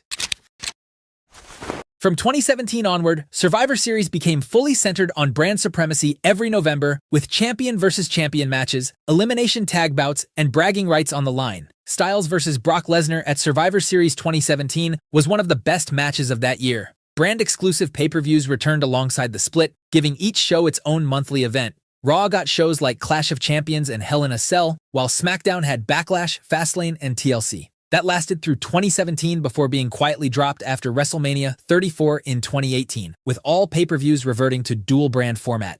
The Superstar shakeup replaced the traditional draft from 2017 to 2019, functioning as a behind-the-scenes trade system rather than a televised event. When SmackDown moved to Fox in October 2019, WWE held a second draft that year, bringing back the proper format. These constant roster shuffles, some wrestlers changing brands 2 or 3 times in a single year, made it increasingly difficult to feel any loyalty to either show. The 2019 Survivor Series saw NXT joining and dominating the brand warfare, stroking Triple H's ego, but making both Raw and SmackDown look weaker by comparison. The pandemic in 2020 accelerated the breakdown considerably. With both shows recording from the same location at the Performance Center and later the Thunderdome, top stars began appearing on both shows regularly with minimal explanation. A wildcard rule introduced in 2019 had already given superstars permission to show up on the opposing brand. But the most significant blow to the brand split came at WrestleMania 38 in April 2022. Roman Reigns, who had been SmackDown's Universal Champion since August 2020, defeated Raw's Brock Lesnar in a winner-takes-all match to hold both world titles simultaneously. The result was that the brand split's central mechanism, 2 separate world championships for 2 separate shows, had been eliminated. The Bloodline stable, with Reigns at the center, appeared freely on both Raw and SmackDown, and other wrestlers followed.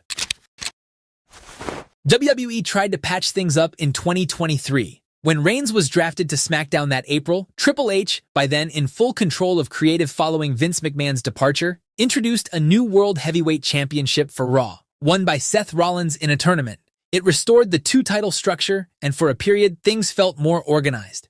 Cody Rhodes had returned in 2022 and been building toward a story culminating in a WrestleMania match with Reigns, which finally arrived at WrestleMania 40 in April 2024. Rhodes became the undisputed face of SmackDown, while Raw rebuilt around Seth Rollins, CM Punk, and Gunther. As of early 2026, the brand split technically remains active. There are trades, general managers, there are distinct rosters on paper, and both shows have their own world champions. But the lines between them are blurrier than they've ever been outside of the Raw Super Show era. Stars cross brands for major angles regularly, and neither show feels entirely unique.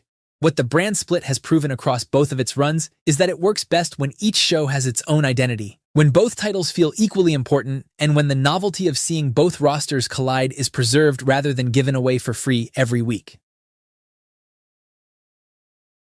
These are the best WWE wrestlers from every era, starting with the golden era of the 1980s. The 80s belonged to larger-than-life characters who became pop culture icons. Macho Man Randy Savage delivered some of the era's finest matches. Ricky Steamboat's legendary trilogy with Savage showcased what pure in-ring magic looked like. Roddy Piper's charisma made him wrestling's most captivating heel. Mr. Perfect wowed audiences with his unmatched aura, while Andre the Giant's mystique made him a global phenomenon. But when measuring star power, mainstream impact, and championship dominance, one name towers above them all: Hulk Hogan.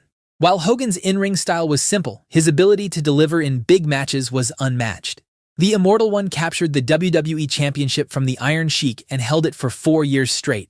He main-evented majority of the first 9 WrestleManias, and his matches with King Kong Bundy, Ultimate Warrior, and the $1 Million Man consistently broke attendance records. His WrestleMania 3 title defense against Andre the Giant drew 93,000 fans and gave us one of wrestling's most iconic moments. Hogan successfully defended his championship against Randy Savage at WrestleMania 5, lost it to Warrior at WrestleMania 6, then regained the title from Sergeant Slaughter at WrestleMania 7. Hogan made wrestling mainstream, and his championship reigns defined an entire decade. But as the cartoonish excess of the 80s faded, WWE needed a new direction. The early 90s saw a shift toward technical wrestling and more grounded storytelling. Shawn Michaels was emerging as one of the industry's most gifted performers. Razor Ramon brought a cool edge to WWE's mid-card. The Undertaker debuted and remained undefeated at WrestleMania, while Yokozuna's WWE Championship reigns proved that monster heels could still work. However, one wrestler perfectly embodied this transitional era and carried WWE through its most challenging period: Bret the Hitman Hart. Hart's title defenses elevated every opponent, whether wrestling Diesel at a house show or defending against Hakushi on Monday Night Raw. The excellence of execution captured his first WWE Championship in 1992, defeating Ric Flair in a technical masterpiece. His King of the Ring 1993 victory over Bam Bam Bigelow showcased his ability to make any opponent look credible.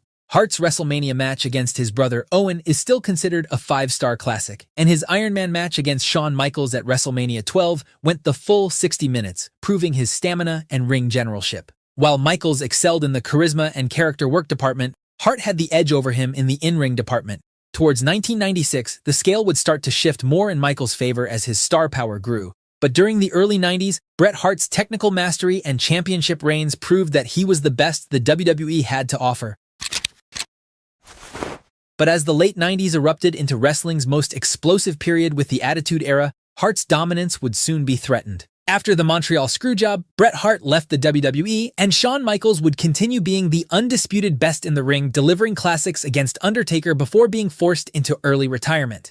Meanwhile, Triple H evolved into a main event player, capturing the WWE Championship and establishing himself as a ring general. The Rock won multiple WWE championships and delivered classics against anyone WWE put in front of him. Mick Foley's Hell in a Cell match against The Undertaker became wrestling's most infamous bout, while Kane debuted and immediately entered the main event scene. Yet one man defined the Attitude Era more than anyone else: Stone Cold Steve Austin. Austin's match against Bret Hart at WrestleMania is considered one of the best in Mania history, and the Texas Rattlesnake captured his first WWE Championship at WrestleMania 14, defeating Shawn Michaels in front of a rabid crowd. His championship reign saw him defend the title in brutal encounters against Dude Love, Kane, and The Undertaker, and Austin regained the gold at WrestleMania 15, defeating The Rock in one of the most anticipated matches. His 1999 run included successful defenses against The Rock and The Undertaker, and Austin also main-evented more pay-per-views than anyone during this period, consistently delivering in WWE's biggest matches while drawing television ratings that may never be matched again. But as WWE emerged from the Attitude Era's chaos, the company shifted focus towards showcasing pure wrestling ability alongside ruthless aggression.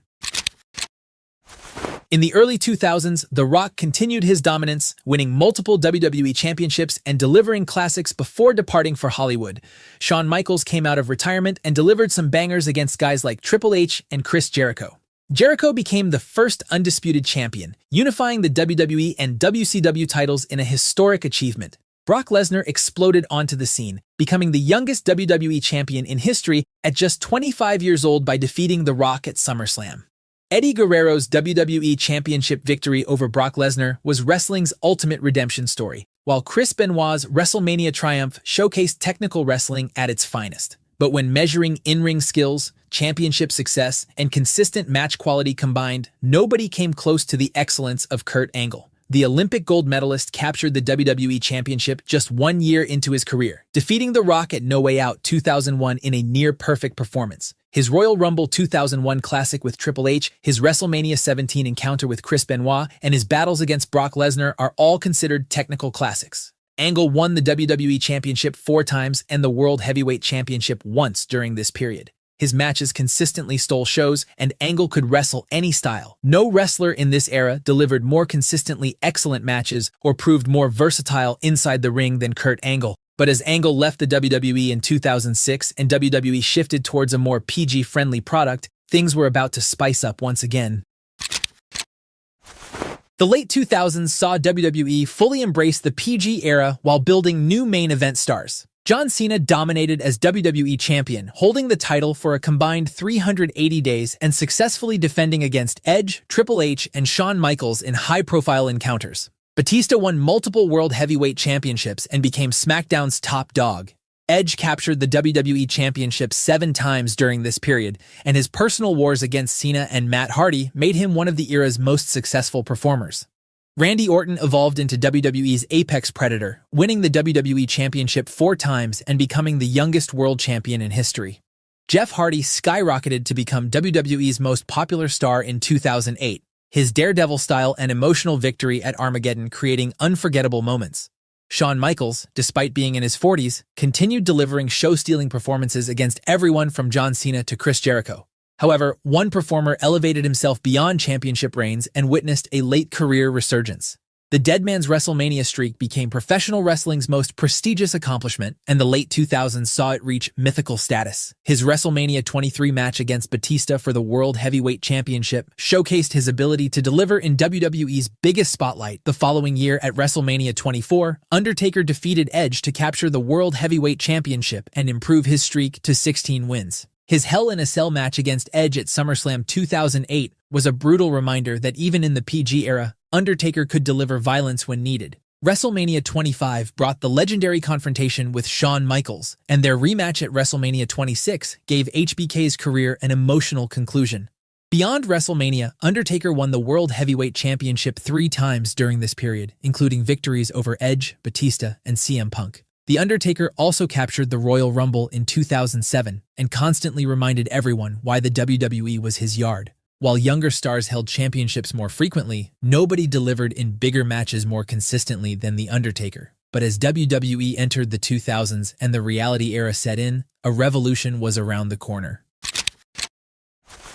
The early 2000s marked WWE's transition into the reality era, where the lines between kayfabe and reality blurred. Daniel Bryan emerged as the ultimate underdog, with his WrestleMania 30 win creating one of wrestling's most emotional moments. Bryan delivered classics against everyone from Cena and Orton to Kane and Reigns, and the American Dragon's in-ring excellence was unmatched during this period. John Cena remained WWE's franchise player, winning multiple WWE championships and main eventing WrestleMania 28 against The Rock. The Shield debuted and immediately made an impact, with each member positioned as future world champions.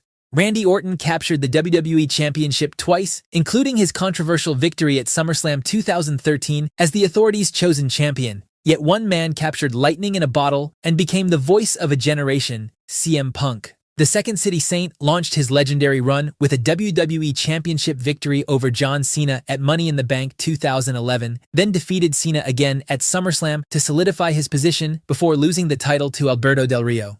After reclaiming the title, Punk embarked on a 434-day championship reign that defined this era.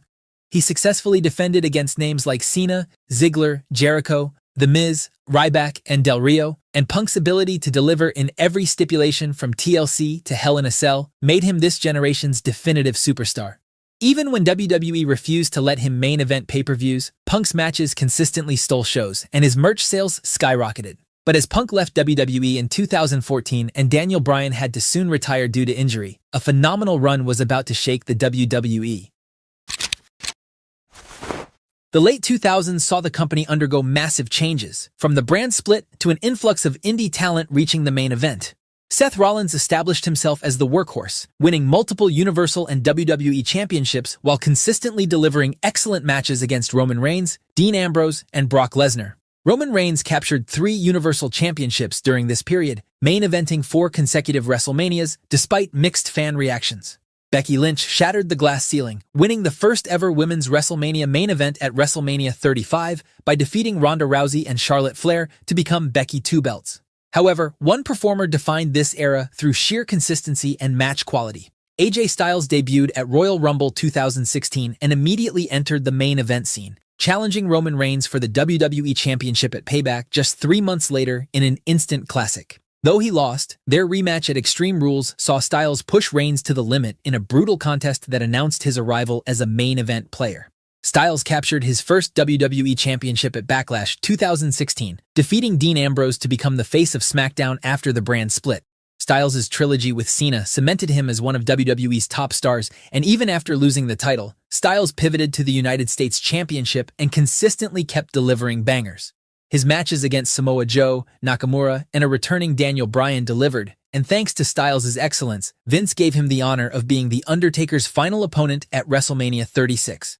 3 consecutive years as WWE's most consistent performer, multiple championship reigns totaling over 500 days, and an unmatched ability to deliver excellent matches regardless of the opponent, AJ Styles proved that phenomenal isn't just a nickname. However, as the company entered the Renaissance era in the early 2020s, things were about to change once again. The early 2020s brought unprecedented challenges and changes to WWE, from pandemic-era empty arena shows to Triple H's creative takeover. Drew McIntyre won the WWE Championship at WrestleMania 36 and carried the company through 2020's darkest period with defenses against Big Show, Seth Rollins, Bobby Lashley, and Randy Orton. Seth Rollins remained a constant main eventer, his matches against Edge, Riddle, and Cody Rhodes proving his versatility as both heel and face. Cody Rhodes returned to WWE and immediately entered the main event. Gunther's record-breaking Intercontinental Championship reign from 2022 to 2024 produced consistently excellent defenses against names like Sheamus, Drew McIntyre, and Sami Zayn. Bianca Belair and Rhea Ripley dominated the women's division with multiple championship reigns. LA Knight emerged as WWE's most organically over star, while CM Punk's return in late 2023 gave us classics against names like Drew McIntyre and Seth Rollins. However, one man has stood tall above everyone else, transforming from WWE's most divisive figure into the industry's ultimate final boss, Roman Reigns. The Tribal Chief's historic run began at Payback 2020 when he defeated Bray Wyatt and Braun Strowman to capture the Universal Championship.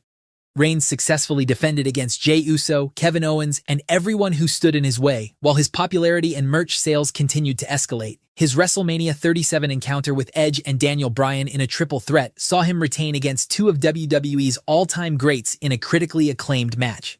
At SummerSlam 2021, Reigns defeated John Cena, and his win over Brock Lesnar at WrestleMania 38 cemented him as WWE's true alpha. Whether he was facing Logan Paul, or Sami Zayn, or Seth Rollins, or Cody Rhodes, the Tribal Chiefs matches constantly delivered, and no wrestler in the 2020s has main evented more major shows, drawn more revenue, or delivered more consistently in high-stakes matches than Roman Reigns. The Tribal Chief didn't just dominate WWE, he redefined modern wrestling history. When it comes to the world of pro wrestling, there are some rivalries that simply transcend time. Austin Rock, Bret Hart, Shawn Michaels, Undertaker, Triple H. But for the last 2 decades, there has been one rivalry that defined an entire era. A feud that captivated an entire generation and created 2 icons, John Cena and Randy Orton. And now, with Cena holding the WWE Championship and Orton making his intentions clear, it's time for one final chapter to conclude this legendary saga. But only this time, the roles are reversed. For the past 20 years, we've seen Orton as the evil, manipulative bad guy, while Cena has been the heroic good guy. But this time, Cena is the arrogant heel, with Orton being the crowd favorite babyface. So how should WWE and Triple H handle this monumental clash, and how can they craft the perfect ending to this storied rivalry? Well, to understand the future, first we need to take a look at the rich history between these 2 legends. Cena and Orton both got their start at the same place, Ohio Valley Wrestling in 2001. While they crossed paths a few times in their early WWE careers, it wasn't until 2007 that we got the first real chapter in what would become one of wrestling's greatest rivalries. By 2007, John Cena had already established himself as the face of WWE. He was in the middle of a year-long WWE Championship reign that had fans divided. Some loved his never-give-up attitude, while others were growing tired of the same old Superman comeback. Meanwhile, Randy Orton had recently broken away from his tag team with Edge and was looking to reclaim his spot at the top of the company. Orton knew that to be the top guy, he needed to take out the top guy, and Cena was standing in his way. Their collision course started when Orton ambushed Cena after a match on Raw and laid him out with an RKO. With Jonathan Coachman naming Orton the #1 contender, the stage was set for their first major showdown at SummerSlam 2007. The build to their SummerSlam match showed exactly why Orton was so dangerous. He didn't just want to beat Cena, he wanted to humiliate him. At SummerSlam 2007, Cena and Orton delivered a hard-hitting match that showcased both men's strengths. The crowd was split, with many fans hoping to see a new champion crowned. But in classic Cena fashion, he managed to overcome the odds and retain his WWE title. For Orton, this wasn't just a loss, it was fuel for the menace he would go on to become. During Cena's match against Booker T on Raw the following night, Orton didn't just attack Cena, he crossed a line that changed the entire dynamic of their feud. In a moment that shocked the WWE Universe, Orton spotted Cena's father sitting ringside and delivered a brutal punt kick to his head. This wasn't just a wrestling angle anymore. Orton had made it personal, attacking Cena's family and showing just how far he was willing to go to get what he wanted. The attack led to their next confrontation at Unforgiven, where an enraged Cena was so focused on revenge that he got himself disqualified for attacking Orton relentlessly before and during the match. In a moment of poetic justice after the match, Cena locked Orton in the STF while his father delivered a punt kick of his own to the Viper. The crowd erupted, but the rivalry was far from over. WWE immediately booked what was supposed to be their final showdown, a last man standing match at No Mercy to settle the score once and for all. Orton, still laser-focused on breaking Cena mentally, forced Cena's father into a match on Raw, handcuffing Cena to the ring post so he would be forced to watch as Orton brutalized his dad. This sadistic side of Orton's character showed exactly why he was one of the most dangerous men in WWE history. Just when it seemed the rivalry couldn't get more intense, fate intervened in the most unexpected way. In October 2007, just a week before their scheduled last man standing match at No Mercy, Cena tore his pectoral muscle during a match with Mr. Kennedy on Raw. Despite the serious injury, Cena finished the match and even endured a post-match attack from Orton. The injury forced Cena to vacate the WWE Championship, cutting their feud short just as it was reaching its peak. Vince McMahon awarded the vacant title to Orton at No Mercy, though his reign would initially last just 20 minutes before losing to Triple H. In one of the most chaotic nights in WWE history, Orton would regain the title later that same night by defeating Triple H in the last man standing match that was originally meant for Cena. With Cena sidelined for what was expected to be 6 to 8 months, Orton's reign of terror continued. He established himself as the company's top villain, holding the WWE Championship and dispatching challenger after challenger. But the story of Cena and Orton was far from over. It was just taking an intermission. The 2008 Royal Rumble delivered one of the most electrifying moments in WWE history when John Cena made a shocking return as the 30th entrant. The arena erupted as Cena, who wasn't expected back for several more months, stormed the ring and eventually won the Royal Rumble match, earning a championship opportunity that everyone assumed would be saved for WrestleMania. But Cena, driven by his desire to reclaim what he never lost and to get revenge on Orton, did something unexpected. Instead of waiting for WrestleMania, he cashed in his title shot at No Way Out.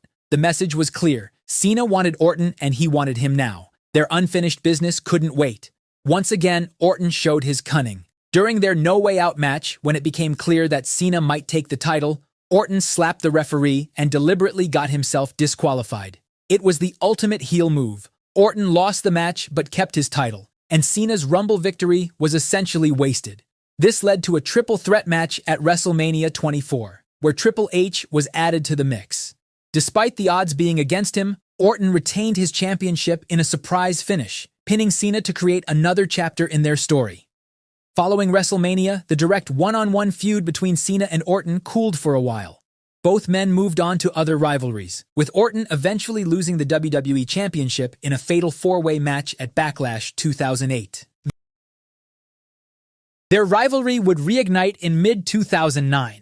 By this point, the WWE landscape had changed somewhat. but the intensity between Cena and Orton remained the same.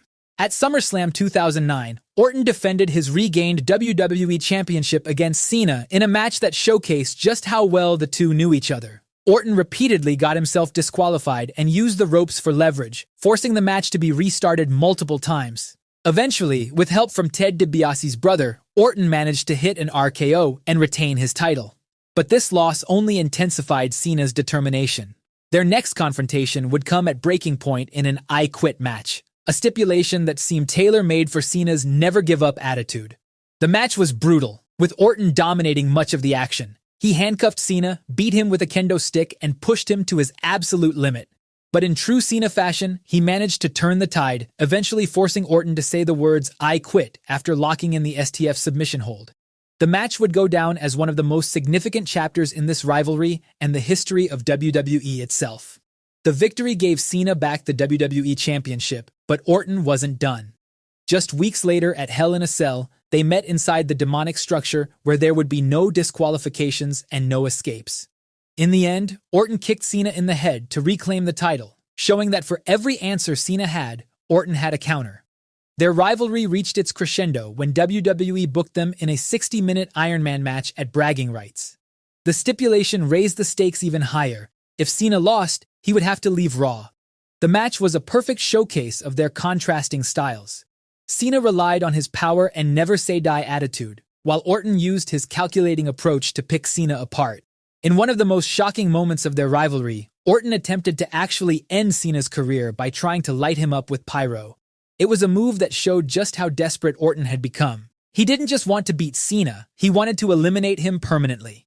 After 60 grueling minutes, Cena emerged victorious with a 6-5 score, regaining the WWE Championship and cementing his place on Raw. The image of an exhausted Cena holding the title high after the hour-long battle became one of the defining moments of their rivalry. They had pushed each other to their absolute limits, and in doing so, delivered one of the most memorable matches in WWE history. The 2007 to 2009 chapter of the Cena-Orton rivalry represented these two legends at their best. For these 2 years, they were the undisputed main event of WWE. What made this period of their rivalry so special was how well they complemented each other. Orton's cold, calculating villainy was the perfect foil for Cena's never-give-up heroism. After their intense battles throughout 2007 to 2009, the Cena-Orton rivalry went dormant for nearly 4 years. During this time, both men remained at the top of WWE, but their paths rarely crossed. Orton eventually turned babyface, eliminating the natural heel-face dynamic that had defined their earlier encounters. They occasionally shared the ring in multi-man matches, but the white-hot intensity of their previous feud had cooled. That all changed in late 2013, when the pieces fell into place for their rivalry to reignite. Daniel Bryan had just defeated Cena clean to win the WWE Championship in the main event of SummerSlam in a passing of the torch moment. But Bryan's celebration was short-lived. Randy Orton, now back to his villainous ways, came to the ring with his Money in the Bank briefcase. After Triple H betrayed Bryan with a pedigree, Orton cashed in to win the title, completing his heel turn and establishing himself once again as WWE's top villain. Over the next few months, the WWE Championship picture remained chaotic. Bryan briefly reclaimed the title at Night of Champions before Orton won it back at Hell in a Cell. Meanwhile, John Cena had returned from an injury to win the World Heavyweight Championship from Alberto Del Rio. Cena and Orton now held WWE's 2 major championships simultaneously. This set the stage for one of the most significant matches of their rivalry, a TLC match to unify both titles and crown the first-ever WWE World Heavyweight Champion. The build to this match played on the long history between the two superstars. The TLC match itself was brutal. They used every weapon available, with Cena being sent through tables and Orton taking his share of punishment. In the match's climax, Orton managed to handcuff Cena to the bottom rope, sent him through a table, and climbed the ladder to grab both titles, becoming the first WWE World Heavyweight Champion. This led to another championship match at the Royal Rumble, where Orton retained thanks to interference from the Wyatt family. This would mark the beginning of the end for their direct rivalry, as Cena moved into a program with Bray Wyatt heading into WrestleMania 30, while Orton defended his unified championship against Batista and Daniel Bryan in the WrestleMania main event. Their final singles pay-per-view match came in October 2014 at Hell in a Cell, with a #1 contendership for the WWE Championship on the line. In an end to their decade-long rivalry, Cena defeated Orton inside the Hell in a Cell structure, bringing their story full circle. After this match, their paths would rarely cross again. Both men had moved into different phases of their careers, Cena beginning his transition to Hollywood, while Orton continued as one of WWE's most reliable main event performers. But as any wrestling fan knows, no rivalry this intense ever truly ends. It simply waits for the right moment to reignite. And now here we are. Almost a decade after their last encounter on SmackDown in 2017, it's time for the final chapter of this epic rivalry. As John Cena promises to ruin wrestling as the WWE Champion, there's only one man who could possibly serve as his kryptonite, Randy Orton. But what makes this potential showdown so special isn't just the history, but how dramatically the dynamics have changed. For the first time, we're looking at John Cena as the heel, the arrogant champion who calls himself the greatest of all time. With The Rock publicly backing him and Cena's disregard for the fans who once meant everything to him, this is a Cena we've never seen before. His character has evolved from the ideal hero to now, finally, the villain who believes his own hype. Meanwhile, Orton has transformed into the unlikely fan favorite, the respected veteran who's seen and done it all. The build to their final encounter could feature callbacks to their storied history. Imagine Cena handcuffing Orton to the ring post and mercilessly beating him, a direct parallel to what Orton did to him in their iconic I Quit match. We can also see Cena crossing lines we never thought possible, perhaps targeting Orton's wife at ringside or bringing Orton's children into the psychological warfare. But this is where things get interesting, because Randy Orton isn't just a simple babyface either. He's still the Viper, still ruthlessly dangerous, still ready to strike from anywhere. What makes Orton the perfect antidote to an arrogant Cena is that he knows every weakness John has. He's studied him for decades. When Cena tries to play mind games, Orton can respond with the calm, cold precision that has made him one of WWE's most feared competitors. Orton can invade Cena's house, he can beat him up in the parking lot, he can invade TV shows and podcasts to beat up Cena and remind fans what made this rivalry so iconic in the first place. Backlash 2025 in Orton's hometown of St. Louis is the perfect setting for this final confrontation. And what better stipulation for this final chapter than a last man standing match? The exact match we never got due to Cena's injury in 2007. The match itself could be a masterpiece in storytelling that showcases their entire history. Early on, Cena would likely play the sly heel and avoid direct confrontation with Orton. When Orton finally gets his hands on Cena, he'd take control with the methodical offense he's known for, punishing the champion and dismantling him limb for limb. But Cena, now embracing the dark side, would use every cheap tactic in the book to regain control, like eye pokes, low blows, and every weapon in sight. After more back-and-forth action and 20 minutes of these legends destroying each other, after 20 minutes of RKOs through tables, attitude adjustments from ladders, and punt kick teases, Cena might hit a devastating low blow and lock in the STF with a rope, wrenching back with more intensity than we've ever seen from him until Orton passes out. Orton barely regains consciousness at the count of 8, but fails to answer the referee's count as Cena gets the win. As Cena celebrates his final victory, holding the championship high above a fallen Orton, he might approach his longtime rival with an extended hand, a gesture of respect after years of warfare. Orton, barely able to stand, would accept the handshake in a moment of mutual acknowledgement, only to suddenly hit an RKO out of nowhere. This ending would allow Cena to retain the title while giving Orton the last laugh in his hometown, ending the story just like it started, with an RKO out of nowhere in 2007. Is the suicidal, homicidal, genocidal, death-defying Sabu! There's a dark side to pro wrestling that rarely gets talked about, but there are certain events that make it impossible for us fans to ignore this reality. The death of Terrence Brunk, aka Sabu, is one such event.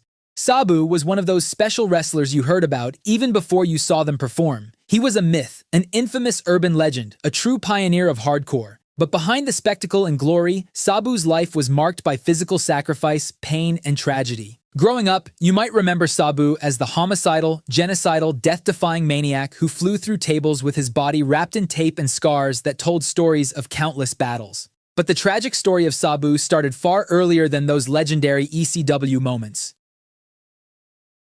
Born in 1964 in Staten Island, New York, Sabu's destiny in pro wrestling was perhaps inevitable. His uncle was none other than Ed the Sheik Farhat, the infamous wild man known for his blood-soaked matches and use of fire as a weapon. Under the Sheik's strict tutelage, Sabu began his training in the mid-1980s. He paid his dues across the independent circuit, wrestling in Memphis, Ohio, Canada, and Hawaii throughout the late 80s. He also had brief stunts in larger promotions, including the United States Wrestling Association and a few dark matches for the WWF in 1993.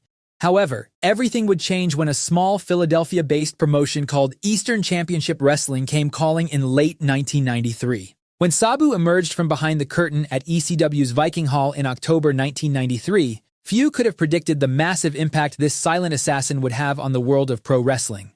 Debuting as an uncontrollable madman, Sabu was often brought to the ring strapped to a gurney in a Hannibal Lecter-style mask. It was here that his notorious, homicidal, suicidal, genocidal reputation was born. Sabu wouldn't just defeat opponents, he'd sacrifice his own body in the process, crashing through tables even after matches ended. In just his second match with the promotion, Sabu defeated Shane Douglas for the ECW Heavyweight Championship. Within weeks, he became a double champion when he pinned Terry Funk to capture the television championship at November to Remember 1993. His rivalry with Funk quickly became the stuff of legend. Their contrasting styles created a perfect storm of violence that pushed both men to their limits. Funk dethroned Sabu for the ECW Heavyweight Championship at Holiday Hell, and their feud culminated in February 1994, where Sabu, Funk, and Shane Douglas battled to a 60-minute time limit draw in a three-way dance, with Funk retaining the title. By mid-1994, Sabu's character evolved further when he formed an unlikely alliance with Taz. Despite their differences, the duo captured the World Tag Team Championship in February 1995 by defeating Public Enemy in a violent double tables match that further cemented Sabu's legacy. But the first of many career-threatening injuries was just around the corner. In November 1994, during a match with Chris Benoit, Sabu's reckless style caught up to him. Benoit executed a back body drop, and Sabu, ever the innovator, attempted to rotate in midair to land on his back rather than face first. The move went horribly wrong, and Sabu injured his spinal cord, resulting in severe nerve damage that could have ended his career. In a display of the maniacal toughness that would become his trademark, Sabu returned to action just 2 weeks later. This pattern of catastrophic injury followed by premature return would become a recurring theme in Sabu's career. But what made Sabu truly special during his first ECW run wasn't just his willingness to take risks, it was his innovation. He merged traditional Middle Eastern wrestling techniques taught by the Sheik with lucha libre influences and hardcore brutality. His triple jump moonsault was something the fans had never been seen before and became a featured attraction of his matches. However, just as ECW was transforming into Extreme Championship Wrestling and gaining momentum, Sabu made a career-altering decision. In April 1995, he no-showed an ECW event to accept a booking in Japan, resulting in Paul Heyman publicly firing him from ECW. Little did fans know that this controversial exit was merely the intermission in Sabu's ECW story. His journey would now take him across the Pacific to Japan and briefly into Ted Turner's WCW, where new challenges awaited the Extreme Madman. Sabu wasted no time establishing himself in the land of the rising sun. In New Japan Pro Wrestling throughout 1995, he made an astonishing 64 appearances, bringing his unique brand of chaos to Japanese audiences. Sabu captured the prestigious IWGP Junior Heavyweight Championship in May 1995, adding international credibility to his growing legacy. Later that year, Sabu also had a brief run in WCW. Debuting on the September 11, 1995 episode of Monday Nitro against Alex Wright, Sabu won the match but had the decision reversed after putting Wright through a table. By late 1995, the pull of Extreme Championship Wrestling proved too strong to resist. Sabu would return to the promotion that made him famous, initiating what many consider the most legendary chapter of his career. When Sabu made his return to ECW in 1995, the Philadelphia crowd erupted. Sabu immediately embarked on a winning streak, defeating the likes of Cactus Jack, Hack Myers, and Stevie Richards. His first significant rivalry of this era came against an unexpected opponent who matched his reckless attitude, Rob Van Dam. Their initial encounter at Hostile City Showdown in 1996 was meant to be a dream match, but when RVD refused Sabu's handshake after losing, it ignited one of ECW's most personal feuds. The series of matches that followed between RVD and Sabu showcased a different side of Sabu's abilities, emphasizing his often overlooked technical wrestling skills alongside his high-flying stunts.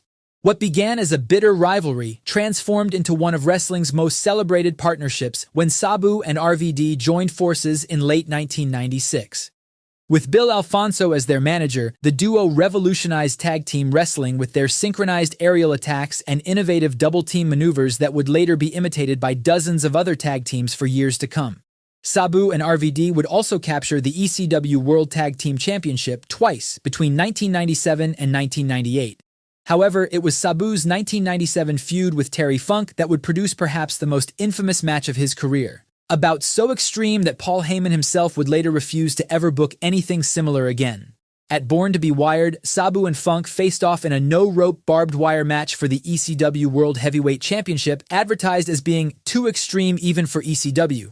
The match lived up to its hype when Sabu attempted his signature Air Sabu corner splash on Funk, who moved out of the way, causing Sabu to crash violently into the barbed wire. The collision tore open his bicep, creating a 10-inch gash that would have ended most matches. Instead, in what became one of wrestling's most graphic displays of dedication, Sabu asked for athletic tape and proceeded to wrap his own wound before continuing the match. Sabu eventually emerged victorious, capturing the ECW World Heavyweight Championship for a second time, but at a devastating physical cost. This was not an isolated incident, but rather the most visible example of the toll his style was taking. Throughout this period, Sabu accumulated scars across his arms and torso that became part of his visual identity, permanent reminders of barbed wire, broken tables, and shattered glass. As ECW evolved toward the end of the decade, Sabu remained one of its pillars, engaging in programs with Taz, the Dudley Boys, and Just Incredible.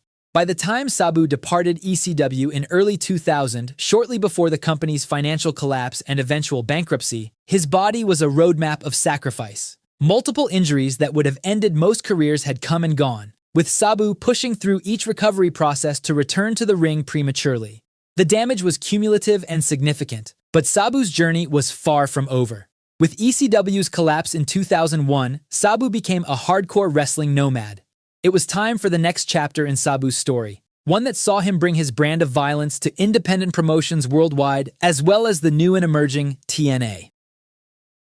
Sabu debuted in TNA on July 17, 2002, immediately making an impact by defeating Malice in a ladder match. In TNA, he rekindled his feud with Raven, a rivalry rooted in their ECW history, but complicated by a promise Sabu had made to his recently deceased uncle, the Sheik, that he would never fight Raven.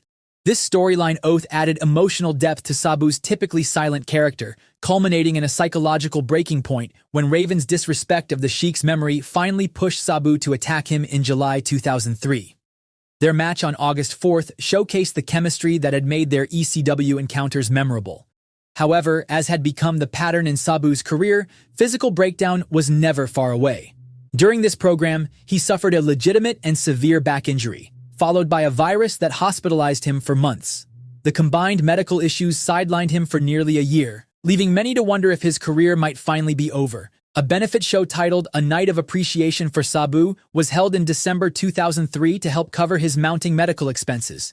Defying medical odds yet again, Sabu returned to TNA in 2005, immediately entering a feud with the Monster Abyss that pushed both men to new extremes. Sabu finally emerged victorious in this blood-soaked encounter, but the victory came with the familiar price of added scars and injuries. By early 2006, Sabu's TNA run was winding down as the company shifted its focus toward newer talents. In April, despite wrestling with a broken forearm, he challenged Samoa Joe for the X Division Championship in his final TNA match before being released. While this departure might have seemed like the twilight of a legendary career, Sabu would soon find himself in an unexpected position. The largest wrestling promotion in the world was about to get a taste of the homicidal, genocidal, death-defying madman. In early 2006, WWE had acquired ECW's assets following its bankruptcy and was planning to resurrect the brand as its third television show. For this revival to have any credibility with longtime ECW fans, it needed authentic ECW originals, and few were more authentic than Sabu. At ECW One Night Stand in 2005, Sabu defeated Rhino in a singles match, but it was at next year's event that Sabu truly showed the WWE audience what he was capable of. At ECW One Night Stand in June 2006, Sabu faced Rey Mysterio for the World Heavyweight Championship. The bout ended in controversial fashion when both men crashed through a table at ringside, with medical staff declaring neither could continue. While Mysterio retained his title by default, Sabu had made his statement. He wouldn't compromise his style, even on wrestling's biggest stage. Just days later, Sabu won a 10-man Extreme Battle Royal to earn a shot at WWE Champion John Cena. This feud featured one of Sabu's most memorable WWE moments, when he crashed through the announce table with Cena after a triple jump leg drop on Raw. Their Extreme Lumberjack match at Vengeance saw Cena emerge victorious, but Sabu had successfully brought his brand of chaos to the WWE audience. Behind the scenes, however, Sabu's WWE tenure was quickly derailed by his lifestyle. On July 2, 2006, following a house show in West Virginia, Sabu and Rob Van Dam were pulled over during a routine traffic stop. Officers discovered 18 grams of marijuana, 5 Vicodin pills, and 9 testosterone pills, leading to the arrest of both men. Coming at a time when WWE was under intense scrutiny following Eddie Guerrero's death and the implementation of their new wellness policy, the timing couldn't have been worse. While WWE didn't terminate Sabu's contract, the incident effectively ended his push. He was fined $1,000 and given a 30-day suspension, returning to a significantly diminished role. By late 2006, Sabu was primarily used in multi-man matches. His final significant WWE storyline involved joining the ECW Originals faction to feud with the new breed of ECW talent, culminating in a match at WrestleMania 23 where the Originals emerged victorious. Sabu's final WWE match came on the May 1, 2007 episode of ECW, competing in a fatal four-way match to determine the #1 contender for the ECW World Championship. 2 weeks later, on May 16, 2007, WWE announced Sabu's release from his contract. In just 1 year, Sabu had gone from challenging for world championships to being quietly let go. Following his WWE release in 2007, Sabu returned to the familiar territory of the independent circuit. By this point, his body was marked by decades of crashes through tables, barbed wire cuts, and high-flying maneuvers that had taken an irreversible toll. Yet, like a warrior unable to put down his sword, Sabu continued to perform the same death-defying moves that had made him infamous. The post-WWE years brought brief returns to TNA, first in 2010 as part of the ECW reunion-themed Hardcore Justice pay-per-view, where he faced his longtime friend and rival, Rob Van Dam. These occasional appearances on larger platforms became increasingly rare as time progressed, with Sabu primarily working smaller independent promotions across North America and Europe, often in front of crowds that were mere fractions of the audiences he once commanded. In these twilight years, there was both beauty and tragedy in Sabu's persistence. The beauty lay in his unwavering commitment to the character and style he had pioneered. The tragedy in watching a body clearly breaking down continued to endure punishment it could no longer recover from. One bright spot in Sabu's later years came in the form of Melissa Coates, who began accompanying him to the ring in 2014. Their relationship blossomed beyond a professional partnership into a personal one, providing Sabu stability and support during challenging times. When Coates tragically passed away in June 2021, it represented yet another personal loss for Sabu, who had already endured the deaths of many colleagues and friends from his ECW days. Financial struggles became a recurring theme, with various wrestling communities occasionally organizing fundraisers to help with Sabu's mounting medical bills. For his final match, Poetically, Sabu returned to his hardcore roots at Joey Janela's Spring Break 9 on April 18, 2025. At 60 years old, his body held together by will as much as sinew, Sabu gave fans one last glimpse of the innovative violence that had made him a legend. Just 3 weeks later, he was gone. Sabu never compromised. He never changed his approach to please mainstream audiences and never stopped giving everything he had to the fans of professional wrestling. In the end, the homicidal, suicidal, genocidal madman paid the ultimate price for his art. A revolutionary who set himself on fire to light the way forward, leaving behind a body broken by innovation and a legacy that wrestling will never fully repay. June 24, 2007. It's the day the WWE and the world of professional wrestling changed forever. Not because of a championship match or some carefully planned storyline, but because of one dark incident that sent shockwaves through America. In a single weekend, the man widely regarded as one of the greatest technical wrestlers in history became the center of the most disturbing story the industry had ever seen. A story that nobody saw coming. A story that nobody wanted to believe. And a story that, even all these years later, still doesn't have a simple explanation.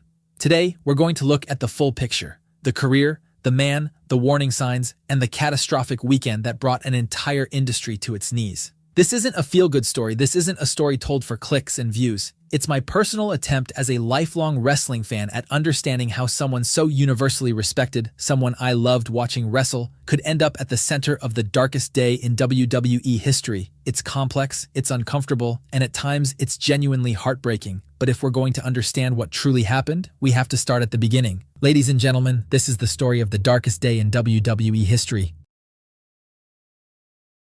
Chris Benoit was, by every measurable standard, a wrestling obsessive. There's a story from his early days working for New Japan Pro Wrestling that tells you everything you need to know about the kind of performer Benoit was. After making an error during a match, what wrestlers call a botch against Chris Jericho, a young Benoit was so furious with himself that he reportedly forced himself to perform 500 squats as a self-imposed punishment, not because anyone asked him to, but because in Benoit's mind, anything less than perfection was simply unacceptable. That relentless, almost punishing dedication followed him everywhere, through New Japan, through ECW, through WCW, and eventually all the way to WWE. But it was during his time in WCW that Benoit crossed paths with a woman who would become the most important person in his life. Nancy Toffoloni, performing as a valet in WCW, had an immediate on-screen chemistry with Benoit that quickly developed into something far more real. What began as a scripted storyline, ironically booked by Nancy's then-husband Kevin Sullivan, became a genuine relationship, and before long, the two had left their respective marriages and built a life together. They welcomed a son, Daniel, in February of 2000, and later that same year tied the knot. By the time WCW collapsed and Benoit made the jump to WWE as part of the Radicals group, it seemed like everything was finally falling into place. He won the Intercontinental title, had classic matches with Kurt Angle and Chris Jericho, and steadily built the case that he deserved to be at the very top of the industry. That case reached its climax on the grandest stage of them all. At WrestleMania 20 inside Madison Square Garden, Chris Benoit became World Heavyweight Champion in front of a rabid crowd, and when his best friend Eddie Guerrero sprinted down to the ring to celebrate with him, the two men embracing with tears streaming down their faces, it felt like the perfect reward for two brothers who had climbed the ranks of the wrestling world side by side. Looking back at that image now, knowing what we know, is almost unbearable, because within just over a year of that moment, Eddie Guerrero would be gone. And for Chris Benoit, that loss would set into motion a downward spiral that nobody around him fully understood until it was far too late. When Eddie Guerrero passed away unexpectedly in 2005, the wrestling world grieved collectively. But nobody grieved quite like Chris Benoit. The two men had been close for years, forged together through long road trips across Japan, through WCW locker rooms, through the grind of WWE's relentless schedule. Eddie wasn't just a colleague, he was a confidant, a brother, and by most accounts the one person who truly understood Benoit and could talk him down when his emotions ran high. When Chavo Guerrero delivered the news of Eddie's passing over the phone, Benoit, a man known for his stoicism, completely broke. Those who were close to Benoit say he simply never came back from it. He returned to the ring almost immediately, and in doing so, buried his grief beneath the only thing he'd ever truly known how to do. But you can only suppress that kind of loss for so long. What made it worse was that Eddie's passing was far from the first time Benoit had lost someone he cared about. Over the years, the list of colleagues and close friends who had passed away had grown to a deeply troubling length. Brian Pillman, Owen Hart, the British Bulldog, Kurt Hennig, Road Warrior Hawk. Wrestling had taken so many of the people who had shaped Benoit's career, and it didn't stop after Eddie either. Weeks later, Mike Durham, better known as Johnny Grunge, died at 39. Durham had reportedly played an informal peacekeeping role in Chris and Nancy's relationship for years, being called in to break the tension whenever the couple argued. Stripped of Eddie, stripped of so many others, Benoit began to show signs that something was seriously wrong beneath the surface. In the months leading up to the summer of 2007, people in his inner circle began to notice a man who was becoming increasingly consumed by paranoia. He started taking different routes to familiar destinations, his gym, the airport. Convinced he was being followed, he changed vehicles frequently and checked the home security system compulsively. Nancy was asked not to leave the house alone after a certain hour in the evening. Their son Daniel was no longer allowed to play outside unsupervised. The family even relocated entirely, moving from their home in Peachtree City to a gated property in Fayetteville, Georgia. a quiet, low-crime suburb where two German Shepherd guard dogs patrolled the grounds. Benoit's behavior in the locker room was also raising eyebrows. Accounts from that period describe a man who had become short-tempered and difficult to be around backstage. One often cited story involves a young Miz allegedly being thrown out of the locker room by Benoit. At home, things were no less complicated. Chris's marriage to Nancy had never been without turbulence. In 2003, Nancy had filed for divorce, citing domestic abuse and describing a household where she felt genuinely unsafe. A temporary protective order was granted. For several months, the couple were separated. Then, as suddenly as the proceedings began, Nancy withdrew the filing and they reconciled. But the issues never truly went away. Nancy had reportedly confided in close friends that she was considering leaving and taking Daniel with her to Florida to be near her family.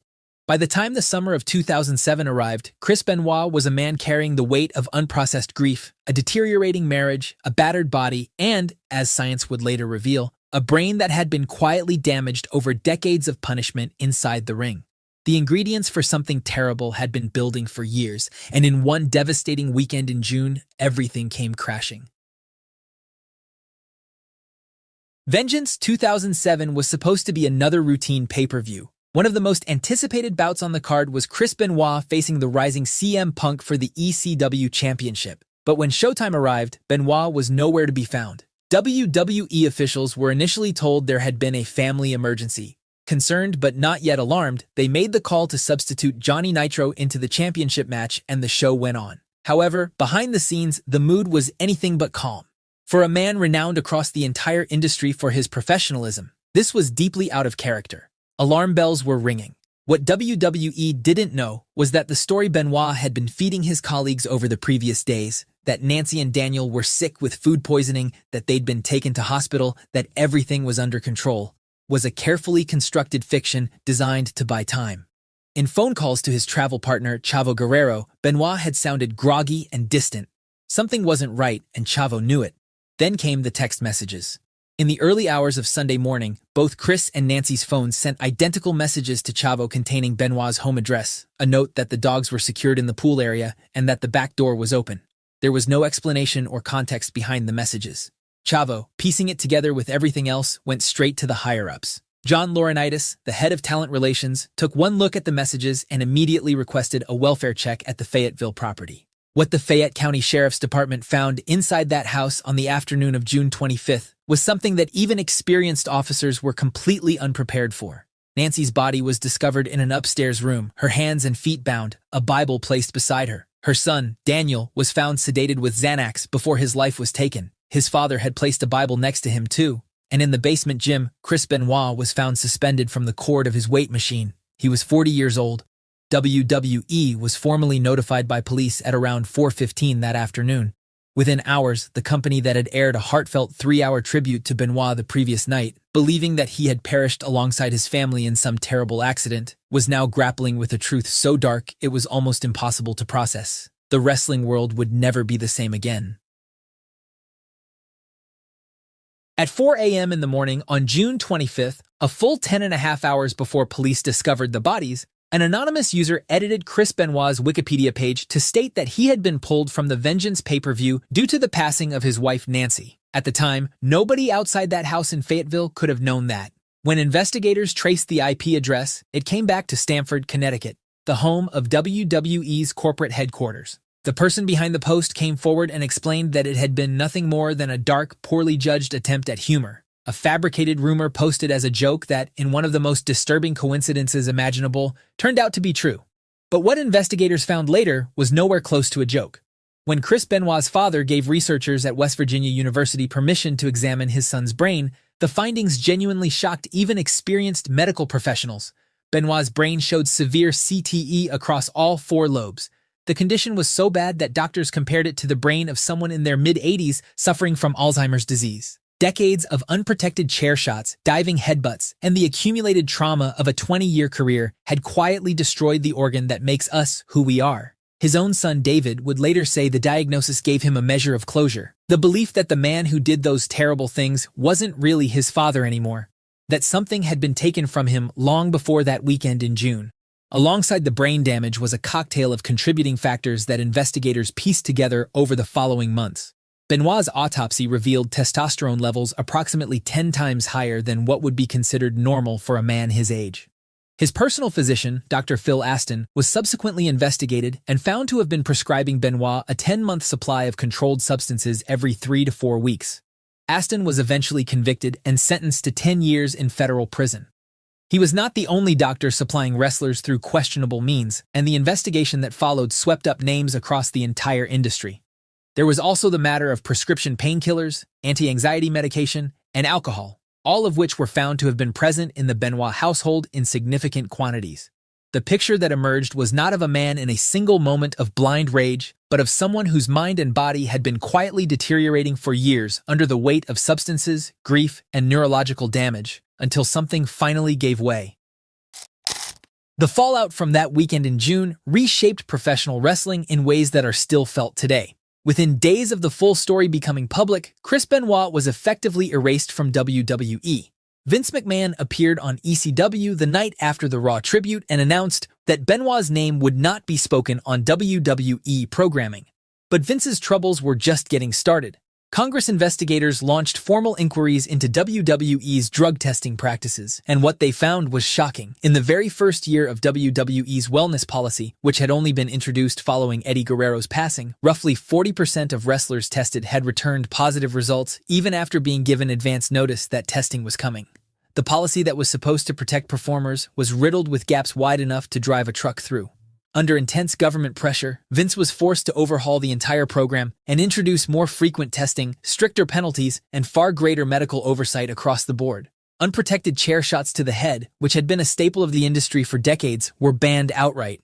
The diving headbutt, the very move that had defined Benoit's career and almost certainly contributed to his neurological decline, became subject to heavy scrutiny. Concussion protocols were introduced that simply hadn't existed before. By 2008, WWE had officially transitioned to a TV PG rating. Blood was phased out. Adult storylines were softened. The aesthetic of the entire product shifted towards something families could watch together. Whether you view that as a positive evolution or a creative compromise depends entirely on your perspective as a fan. But there's no question about what drove it. And yet, for all the changes WWE implemented, the wider wrestling world remains a deeply concerning place when it comes to safety. Hundreds of independent promotions operate globally today with little to no medical infrastructure, no concussion testing, no wellness policies, and no one pulling wrestlers from matches when something goes wrong. Many of the performers who will one day walk through WWE's doors, or who will spend their entire careers on the independent circuit, are absorbing damage right now that won't reveal itself for another 20 years. Former wrestlers speak openly about living with daily headaches, memory gaps, cognitive difficulties, and the quiet, constant fear of what might be developing inside their skulls. By the time the damage becomes visible, it's too late. Chris Benoit's story does not have a clean ending or a simple explanation. What happened in Fayetteville, Georgia in June of 2007 was the darkest day in WWE history.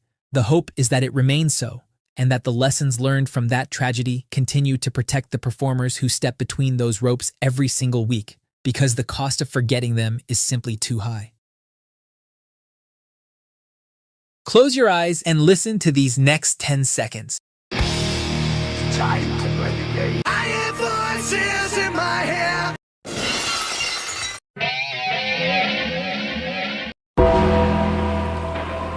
If you're a wrestling fan, I bet you could immediately identify every single wrestler just by hearing those opening notes. That's how powerful and distinctive WWE theme songs used to be. Back in the Attitude Era and Ruthless Aggression Era, heck, even the early PG era, WWE music was absolutely untouchable. Every wrestler, from main eventers to jobbers, had theme songs that perfectly captured their character. But fast forward to today, and there are barely any memorable themes being produced. Everything sounds generic, lifeless, and forgettable. It all started going downhill around 2017, and it's only gotten worse. So how did we get here? Who are the people behind WWE's current musical disaster? And most importantly, why does WWE music suck so much today? Let's find out.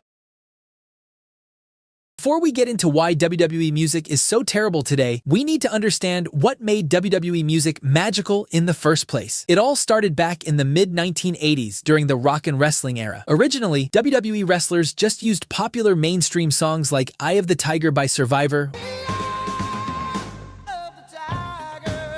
or another one, Bites the Dust by Queen. But licensing fees were expensive, and Vince McMahon wanted something more. He wanted music that could tell stories and bring characters to life. Enter two men who would lay the foundation for everything that came after, J.J. Maguire and Jimmy Hart. These guys were the original masters of wrestling theme songs, and they understood something crucial. Your entrance music isn't just background noise, it's part of your character. Maguire was the musical genius who wrote the melodies and arranged the songs, while Hart, who had a background in the music industry, handled vocals and had the golden ear for matching music to the wrestlers' personalities. Together, they created absolute classics like Sexy Boy for Shawn Michaels, American Dream for Dusty Rhodes, Hitman for Bret Hart, and All About the Money for the $1 Million Man. Each song was distinct, catchy, and perfectly captured who that wrestler was supposed to be. This was the blueprint that would define WWE music for decades. But as incredible as Hart and Maguire were, they were just the starters. The real genius was about to come along and revolutionize wrestling music forever. In the mid-1980s, WWE signed Jim Johnston, and for over 30 years, this man was single-handedly responsible for the soundtrack of our childhoods. Johnston joined WWE in 1985, but it wasn't until the late 90s that he truly became the undisputed king of wrestling music. Before signing with WWE, Johnston had already worked with TV networks like HBO and Showtime. What made Jim Johnston special wasn't just his musical talent, it was his approach to creating themes. He didn't just make songs, he created musical masterpieces that matched the wrestler's character. He would study each wrestler like a scientist. He'd analyze their personality, their background, their character motivations, and even their physical mannerisms. Take Stone Cold, for example. When Jim saw Steve Austin, he saw an ass-kicker who didn't enter a room with subtlety. He understood that Stone Cold was this blue-collar, rebellious anti-hero, so the music had to match that energy. It had to be raw, aggressive, and unapologetic. That glass shatter perfectly captured the essence of Austin's rebellious character, and the entire arena would explode the moment they heard it. Or how about Randy Orton's theme? Johnston looked at this young, cocky, unhinged Viper and thought, this guy's unstable. He probably hears voices in his head. That insight gave us Voices, one of the most iconic themes in wrestling history. The opening riff is instantly recognizable, and the lyrics perfectly captured Orton's psychotic persona. But Johnston's genius went beyond just the obvious character traits. For Brock Lesnar's next big thing,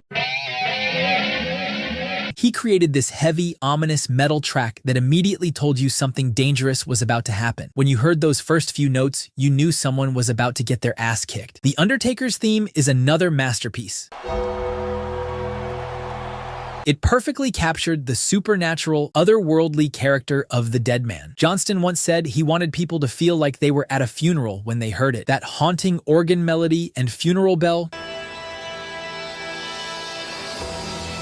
created an atmosphere unlike anything else in wrestling. What separated Johnston from everyone who came after was his attention to detail and his willingness to collaborate. He worked with actual bands and artists to create unique themes for the wrestlers. Drowning Pool did a version of Triple H's The Game. Time to play the game. Finger 11 created Slow Chemical for Kane. Damn monster. These weren't just generic rock tracks, they were custom-made musical treats that defined these characters. Johnston also understood that theme music had to serve the story. When someone turned heel, their music would get darker, more sinister. When they turned face, it might become more uplifting. But it was never a complete 180. There was always some musical DNA that connected back to the original character. The Undertaker's Ministry of Darkness theme still had the gong and the ominous feel of his original theme, only it was more sinister and darker to reflect his new evil persona. Even the American Badass theme, Dead Man Walking, retained the core essence of the original Undertaker entrance music. That's what made Jim Johnston a genius. The man created over 10,000 pieces of music during his WWE tenure. He didn't just handle the main event stars. He made sure even the lowest tier wrestlers had themes that fit their characters. Even guys like Hardcore Holly, Test, Al Snow, Johnston made sure everyone had something memorable. Stars like Evan Bourne, Alex Riley, and even Sheamus and Drew McIntyre in their early days had iconic theme songs that made their characters stand out. Jim's versatility was insane. He could do metal for guys like Undertaker and Kane, hip-hop for John Cena and MVP, country for JBL, and even Punjabi folk-inspired music for the Great Khali. that was actually good. The guy taught himself to play instruments he didn't know just to get the right sound for a character. Johnston's themes weren't just wrestling music. They were legit bangers that people would add to their regular playlists. WWE's albums during his peak years went platinum multiple times. WWE The Music Volume 3 hit number 10 on the Billboard charts and went platinum. But perhaps most importantly, Johnston understood that wrestling music had to be instantly recognizable. Within 2 seconds of hearing Stone Cold's Glass Shatter, The Rock's If You Smell, or Mankind's Car Wreck, you knew exactly who was coming out. That's the mark of truly great theme music. Unfortunately, all good things must come to an end. In 2017, after 32 years with the company, Jim Johnston was suddenly released. The reasons were never fully explained, but Johnston himself said his relationship with Vince McMahon had drifted apart and WWE was moving toward a more modern, polished sound. Johnston's departure marked the end of an era. When he left, he took with him 3 decades of knowledge about what makes wrestling music work. He understood that theme songs weren't just entrance music. They were key elements of character development. Little did we know at the time, but WWE music would never be the same again. After Johnston's departure, WWE turned to CFOs. Hey guys, I'm John. And I'm Mike. And we're the CFOs. A production duo that had actually been working with the company since 2014 in NXT. CFOs consisted of Mike Laurie and John Alicastro, and they brought a completely different approach to WWE music. Their style was more modern, electronic, and heavily produced. To their credit, CFOs created some genuine bangers. Shinsuke Nakamura's Rising Sun was an absolute masterpiece that perfectly captured his enigmatic persona. AJ Styles' Phenomenal became instantly iconic, though ironically, it wasn't even originally written for him. Bobby Roode's Glorious and Finn Balor's theme were also standouts that fans genuinely loved. But here's where the problems started to show. CFO's music was heavily reliant on looping. They'd create one verse, one chorus, and just repeat it endlessly. While this worked for entrances, it made their themes feel incomplete compared to Johnston's full compositions. The bigger issue was inconsistency. For every Rising Sun, there were 5 forgettable, generic tracks that all started to blend together. By 2020, CFOs had left WWE due to publishing disputes, leaving behind a mixed legacy. And then came Def Rebel, and this is where WWE music officially started to suck. After CFOs left the WWE, Def Rebel took over the company's music production. But here's the thing, Def Rebel doesn't actually exist. It's a pseudonym for DJ DTP Music Group, a company that's somehow both a music production house and a legal firm. The actual composers behind most of WWE's current music are Ali D. Theodore and Anthony Mirabella III. On paper, these guys should be making incredible music. Theodore has worked with hip-hop legends like Eric B. and Rakim and Mary J. Blige. Anthony has contributed to soundtracks for Spider-Man Into the Spider-Verse and the Super Mario Bros. Movie. But then, why does almost everything they produce for WWE sound like it was pulled from a YouTube royalty-free music library? The answer lies in the corporate structure. WWE owns the Def Rebel trademark completely, meaning the actual composers have 0 rights to their own work. They get paid upfront regardless of quality, which removes any incentive to create something special. Worse yet, many Def Rebel tracks credit DJ DTP's attorneys alongside the composers, despite these lawyers having absolutely nothing to do with the actual music creation. Imagine trying to be creative when you have to credit a bunch of suits who've never touched a mixing board. To be fair, Def Rebel has produced a few decent themes. Roman Reigns' Head of the Table, Jey Uso's theme, Solo Sikoa theme,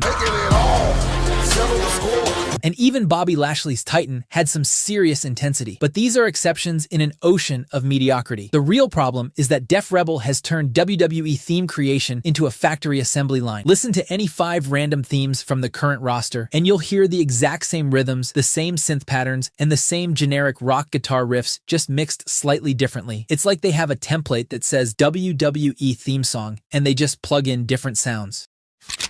Compare this to Jim Johnston's approach. When Johnston created a theme, he started from scratch every single time. He'd analyze the wrestler's character, their background, their personality quirks, and build a completely unique musical identity around them. Def Rebel's approach seems to be, is this wrestler a face or a heel? Face gets upbeat synth, heel gets dark synth. Moving on. The lack of vocals is another massive problem. Johnston understood that vocals could tell a story. I Hear Voices in My Head immediately tells you Randy Orton is unhinged. I Dream Broken Dreams became a part of Drew McIntyre's personality. Even mid-card stars like Dolph Ziggler, Jack Swagger, and Cody Rhodes in the early 2000s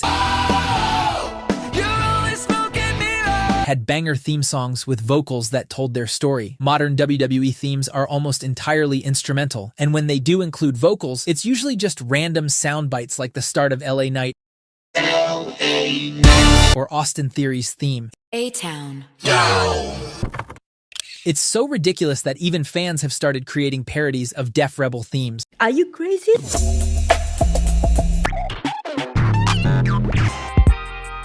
Aggression! Oh, he's ready for Oscar! Perhaps the biggest failure of current WWE music is the Royal Rumble incident. During Jim Johnston's era, when someone's music hit during a Royal Rumble, the entire arena would recognize who was about to enter within a second. Now, half the roster enters to music so generic that even hardcore fans have trouble identifying who's coming out. The root cause isn't just Def Rebel's limitations, it's WWE's priorities. The company clearly views music as an afterthought, something that just needs to exist rather than something that should enhance the product. Johnston understood that theme music elevated the wrestler's character. He knew that a great theme could get a wrestler over just as much as a great promo or a great match. Def Rebel treats theme music like something that fills the silence while wrestlers walk to the ring. Music is the heartbeat of pro wrestling. It's what transforms an entrance from a simple walk to the ring into a moment that can make an entire arena erupt. The saddest part is that WWE used to be a music powerhouse. Their albums went platinum, their themes became part of popular culture. Now, WWE music is so forgettable that most fans couldn't even recognize the themes of wrestlers they watch every week. This is what happens when you treat art like a business expense. The downfall of WWE music is truly sad. For every banger WWE theme song, Time to play the game. there's at least one stinker that makes your ear bleed. Kicking off our list with one of wrestling's most awkward musical experiments, the Jerry Show theme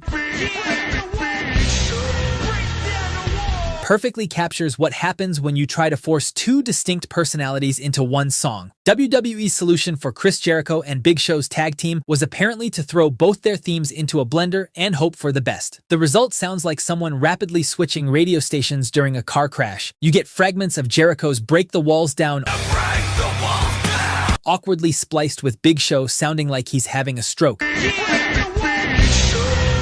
It's the musical equivalent of wearing a tuxedo jacket with cargo shorts. Thankfully, WWE re-recorded this theme and replaced it with a better version. Break the walls down! It's the Big Show! Speaking of tag teams with bad theme songs, you can't overlook the monstrosity Def Rebel created for DIY. Back in NXT, DIY's Chrome Hearts theme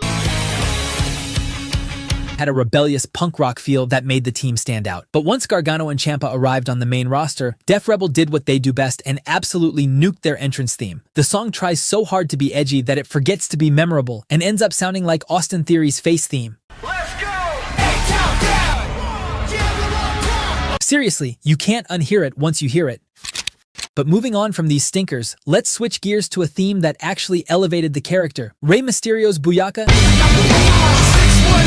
is a masterclass in matching music to character. The Latin-influenced beat and rap perfectly captures Mysterio's high-flying lucha libre style while maintaining an aggressive edge that reminds you this masked man is here to fight. It's catchy, it's fun, and it perfectly separates Mysterio from everyone else on the roster. Just like Father Ray, son Dominic also has a catchy and menacing theme that fits his personality. It's a rare Def Rebel W that doesn't feel generic and actually stands out. Moving on from the Mysterios, let's talk about a theme song that had fans divided. When Austin turned heel and got a remixed version of his theme, many fans hated it while some loved it. Austin's original glass-shattering theme was pure adrenaline. However, his heel theme felt sluggish, slow, and stripped away everything that made Stone Cold special. Maybe that's what WWE wanted to do with this heel theme, but it ended up replacing Austin's ass-kicking energy with the musical equivalent of a midlife crisis. Personally, I prefer Austin's original theme much more than the disturbed version, but let me know what you think in the comments.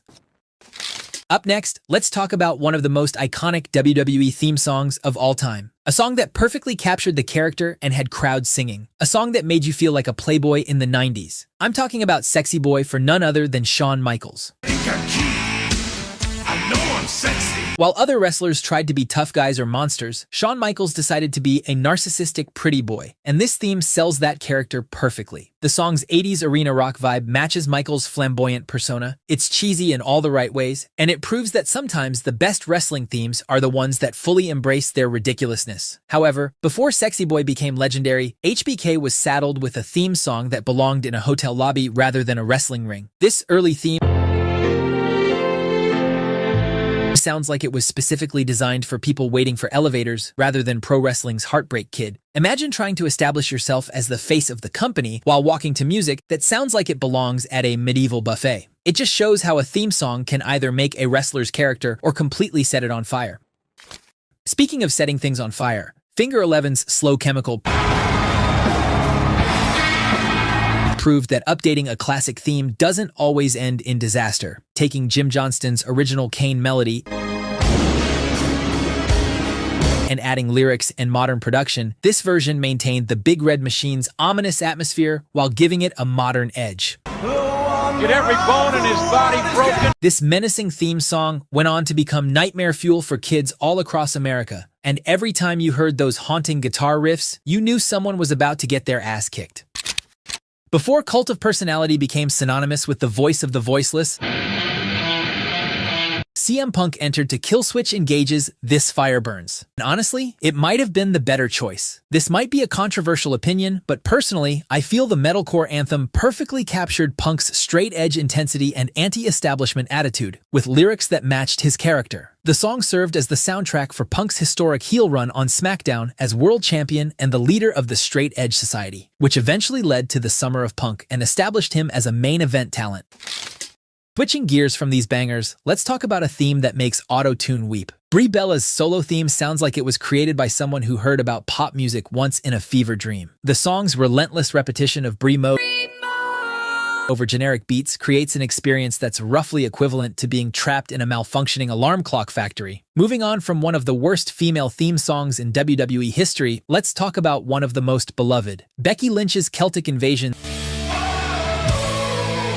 served as the iconic entrance theme as Lynch began her rise to the top of the WWE as the Man. Whether it was talking smack against Ronda Rousey or snapping Charlotte Flair's arm, Becky's theme perfectly captured her rebellious attitude and became one of the most loved entrance themes of this era. But there can't be light without darkness, and X Factor's theme represents one of WWE's darkest music choices. The song has absolutely nothing to do with Just Incredible, X-Pac, or Albert, and made their entrances feel like they accidentally wandered into someone else's music video. I got everything I ever wanted. It's like using Eye of the Tiger as entrance music for a wedding. The song is so bipolar that you don't know whether you're supposed to be intimidated or excited or throw away your TV. Someone in the music department apparently heard Uncle Kracker's Follow Me and slapped it onto 3 random wrestlers. Thankfully, we're back to themes that actually understand their assignment with Randy Orton's voices. I hear voices in my head. This song is the perfect example of how a theme song should complement a wrestler. The music, the lyrics, the building intensity, it captures the pure psychological menace. Though Burn in My Light was a banger, Voices remains the undisputed anthem for the Viper's calculated madness. I taste blood, that's trying. It gets you hyped, it makes you uncomfortable, and it gets the crowd singing. Speaking of uncomfortable, Sami Zayn's generic Def Rebel creation sounds like it was assembled by a 5-year-old who just learned to use the computer. When Sami turned heel in 2022, Def Rebel decided to water down his upbeat theme music and replace it with the most generic heel music you'll ever find. It has no personality, no uniqueness, no vocals, and nothing that separates it from any other generic Def Rebel song. However, for a theme song to be memorable, it's not necessary for it to have vocals. Kurt Angle's theme proves that sometimes less is more. While the orchestral arrangement perfectly captures Angle's Olympic hero persona, it's the crowd's innovative "You Suck" chants that transformed this from a standard heroic theme into something truly special. However, adding vocals can take an already red-hot entrance theme and transform it into one of the most recognizable pieces of music in history. Batista's Animal theme during the Ruthless Aggression era was already intense enough to raise your testosterone, but WWE decided to go a step further and add vocals to this banger. Saliva's Walk Alone captures everything that made Batista compelling during his prime. The song's heavy, methodical rhythm mirrors Batista's devastating in-ring style, while the lyrics perfectly capture his mentality. From perfect musical storytelling to one of wrestling's most tragic cover songs, Ric Flair's WWF theme remake is what happens when you try to improve perfection with a Casio keyboard. The original WCW theme song for Flair was majestic, regal, and larger than life. However, this WWF version sounds like it was performed by a high school marching band having a particularly off day. It stripped away all the grandeur that made Flair's entrance feel like royalty. But the Nature Boy wasn't the only one Flair who suffered from bad theme remixes. His daughter Charlotte faced the same tragedy when Def Rebel decided to completely nuke her iconic theme music. Bow down, bow down, bow down. All hail the queen. The song tries to capture her genetically superior gimmick, but ends up sounding more like a bad cover. While her father's OG music made you feel like you were in the presence of wrestling royalty, Charlotte's Def Rebel theme sounds like elevator music with delusions of grandeur. This monstrosity by Def Rebel proves that sometimes the apple falls very far from the tree and lands in a completely different musical genre. However, to Def Rebel's credit, they did manage to produce an absolute banger for Io Sky. Io's theme perfectly balances her Japanese heritage with modern wrestling edge. The train station sound elements at the start, coupled with the energy of the music, makes Tokyo Shock one of the rare Def Rebel bangers that elevate a superstar. Motorhead's collaboration with The Game Time to play the game. created the perfect marriage of heavy metal and sports entertainment. Lemmy's gravelly vocals It's all about pain. Who's gonna make it? became synonymous with some of the most iconic wrestling moments, while the crushing guitar work made every Triple H entrance feel like a main event. Time to play the game. The song's metaphors perfectly matched Triple H's cerebral assassin character and transcended wrestling to make its way into pop culture. In another rare victory for Def Rebel, Jimmy Uso's solo theme actually manages to distinguish his personality from his brother Jay while maintaining the energy needed for a wrestling entrance. What works here is the theme's confidence. It doesn't apologize for being different or try to sound like every other Bloodline song. When it comes to Samoans, Def Rebel decides to lock in and produce some bangers. Unfortunately for Baron Corbin, he wasn't a Samoan, and hence, he got stuck with one of the most generic theme songs in history. Going from the banger theme song Jim Johnston made for Corbin to one of the most annoying theme songs in history has to be a crime. The theme did nothing to amplify Corbin's character. It killed any ounce of aura he had left and was one of the biggest reasons behind his flop run later in his career before being released. However, Corbin was just one of the many casualties of Def Rebel's horrible music productions. Bayley's face turn after splitting from Damage Control deserved better than this auto-tuned abomination. Role model. Sounds like it escaped from a rejected Disney Channel movie soundtrack. It follows the same horrible Def Rebel formula. Catchphrase at the start, a couple of funky beats, and then random YouTube royalty-free music that feels forced and awkward. What makes this particularly tragic is that Bayley's character work during this period was genuinely compelling, but this theme song did nothing to signal the new character change or amplify her persona. But up next, let's talk about a theme song that not only amplified a character, but became the soundtrack for one of the most iconic entrances in wrestling history. Few themes in wrestling history command the immediate respect and atmosphere of The Undertaker's funeral march.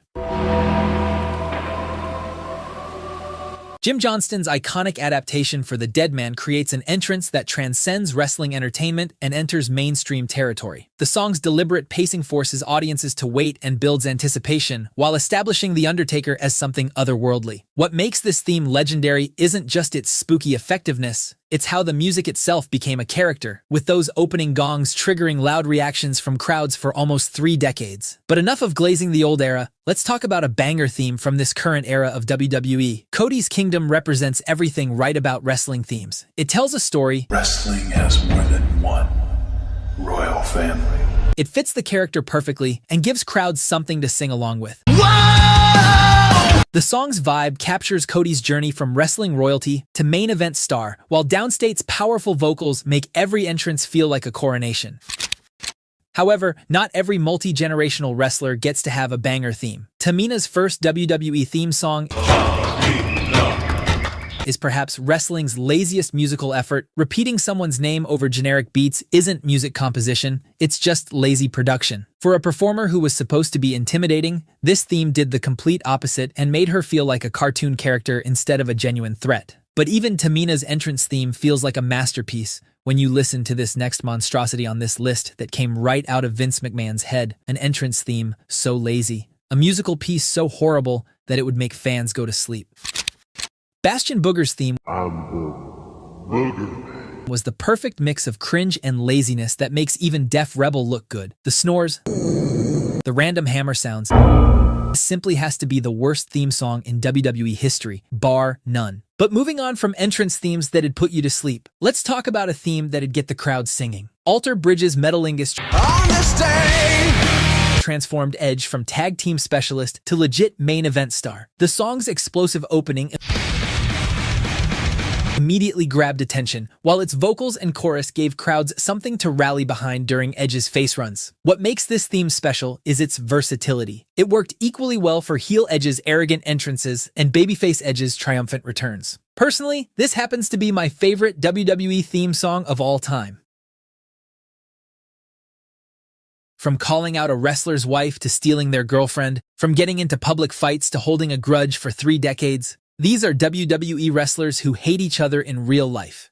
Kicking off our list with one of the most infamous wrestling rivalries of all time, Bret the Hitman Hart and Goldberg. Their issues trace back to a fateful night at WCW's Starrcade 1999, when Goldberg delivered a stiff kick to Bret's head that gave Bret a severe concussion and would eventually force him into early retirement.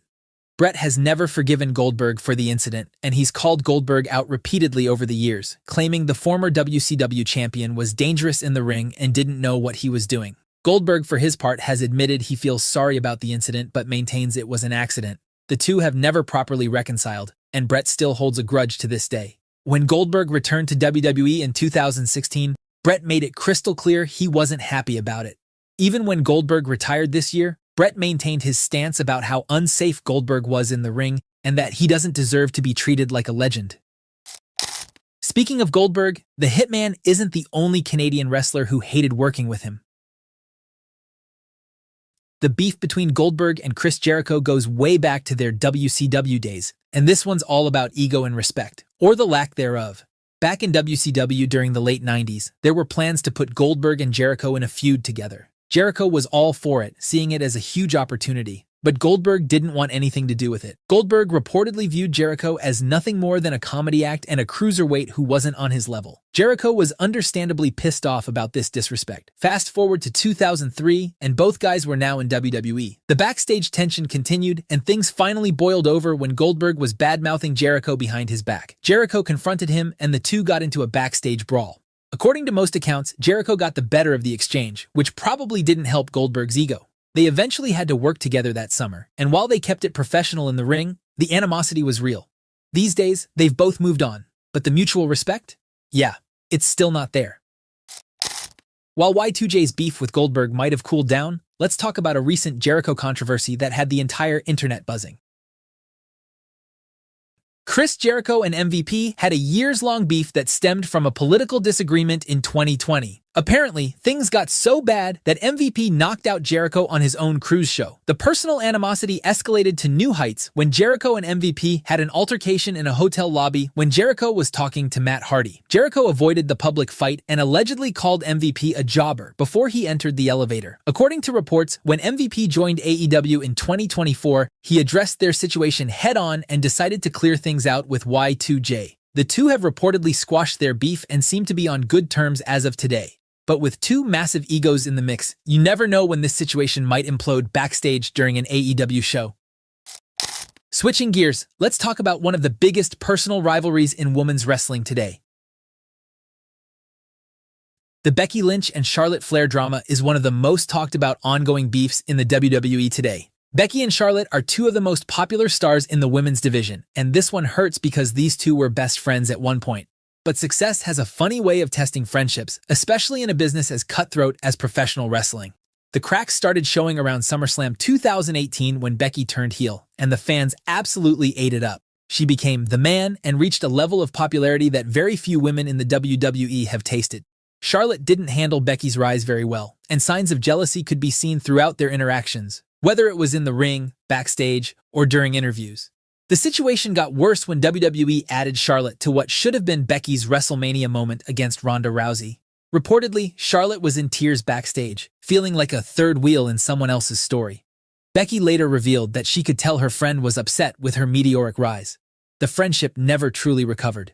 Things got so bad that by October 2021, they had an unscripted, heated title exchange on live TV that reportedly led to a backstage fight. As of late 2023, they started working together again, but whether their real friendship can be salvaged remains to be seen. But while Becky and Charlotte have used the fuel of personal hatred to reach new heights, let's talk about the time when choosing the wrong fight literally cost someone their WWE career. Mr. Kennedy had all the momentum in the world when he first arrived in WWE. The guy had charisma, mic skills, and WWE clearly saw him as a future main eventer. But then injuries started piling up, and more importantly, he got on the wrong side of Randy Orton. During a tag match on Raw, Kennedy dropped Orton harder than expected, and Randy wasn't happy with the incident. Orton immediately complained to WWE management that Kennedy was working unsafe and reckless in the ring. Now here's the thing about Randy Orton. When he doesn't like you and talks to Vince about it, that's pretty much the kiss of death for your WWE career. Orton also got John Cena to support his version of the story, and Kennedy got labeled as unsafe before quickly being released from the company. Kennedy has maintained that it was all blown out of proportion, that it was just one miscommunication in the heat of the moment. But Randy's word carried serious weight backstage, and once he decided Kennedy was a problem, that was it. After this, Kennedy went on to wrestle in TNA, but his wrestling career never recovered from that one bad landing. Speaking of Randy Orton derailing careers, let's talk about the one time the Viper got so pissed at a fellow wrestler that he literally broke character. Randy's beef with Kofi started with a triple threat match between Kofi, Orton, and John Cena on an episode of Raw in 2010. Orton was supposed to finish Kofi with his signature punt kick, but Kofi apparently didn't get into position correctly. Randy had to adjust on the fly and finish the match with an RKO instead, and he was not happy about it. Orton kept calling Kofi stupid after the match, and the Viper's frustration was obvious to everyone. But here's where it gets sketchy. Orton allegedly went to the higher-ups in WWE and complained about Kofi, and suddenly Kofi's push came to a screeching halt. According to reports, Kofi was supposed to win the Money in the Bank ladder match that year at WrestleMania, but after the Orton incident, he was shoved way back down the card. For the next few months, Kofi was barely seen on TV, and even when he wrestled, it was mostly in squash matches against guys like Sheamus and Batista. Randy has admitted he had a big ego during that period of his career, which might explain why he couldn't let one mistake slide. The silver lining was that 9 years later, they wrestled again on SmackDown, and Kofi got a bit of revenge by hitting Randy with a clothesline and calling him stupid right back. As of today, the superstars have squashed their beef and are on good terms with each other. But while Randy and Kofi might have put their differences aside, let's talk about one of the most controversial wrestling beefs of this year. CM Punk and Matt Riddle never actually wrestled each other, but the hatred between them is absolutely real. Riddle has called out Punk multiple times in interviews and called him a coward and phony. However, things took an ugly turn when Riddle claimed that he's heard rumors that Punk's wife, AJ Lee, had hooked up with multiple wrestlers backstage. While neither Punk nor AJ has addressed the comments, it'll be interesting to see how this situation plays out in the coming months. And while we're on the subject of people CM Punk can't stand, let's talk about Ryback. If you ask Punk who his least favorite opponent ever was, Ryback would be at the top of that list, and Punk has been very vocal about why. The two worked together in 2012 during Punk's legendary WWE Championship reign, and according to Punk, it was a nightmare. On Colt Cabana's podcast, Punk buried Ryback's wrestling style and said that working with him took decades off his life. Punk claimed Ryback was reckless, stiff, and sometimes deliberately trying to hurt him. The worst incident involved Ryback kicking Punk in the stomach, which reportedly broke Punk's ribs. And apparently, Ryback never even apologized for it. Ryback, of course, had a different perspective on the story. He fired back on social media, calling Punk's version of events inaccurate and claiming it hurt him professionally. He even took shots at Punk's character and called him as a 90-year-old Karen. The feud has continued through social media jabs and podcast comments, with neither man showing any signs of letting it go.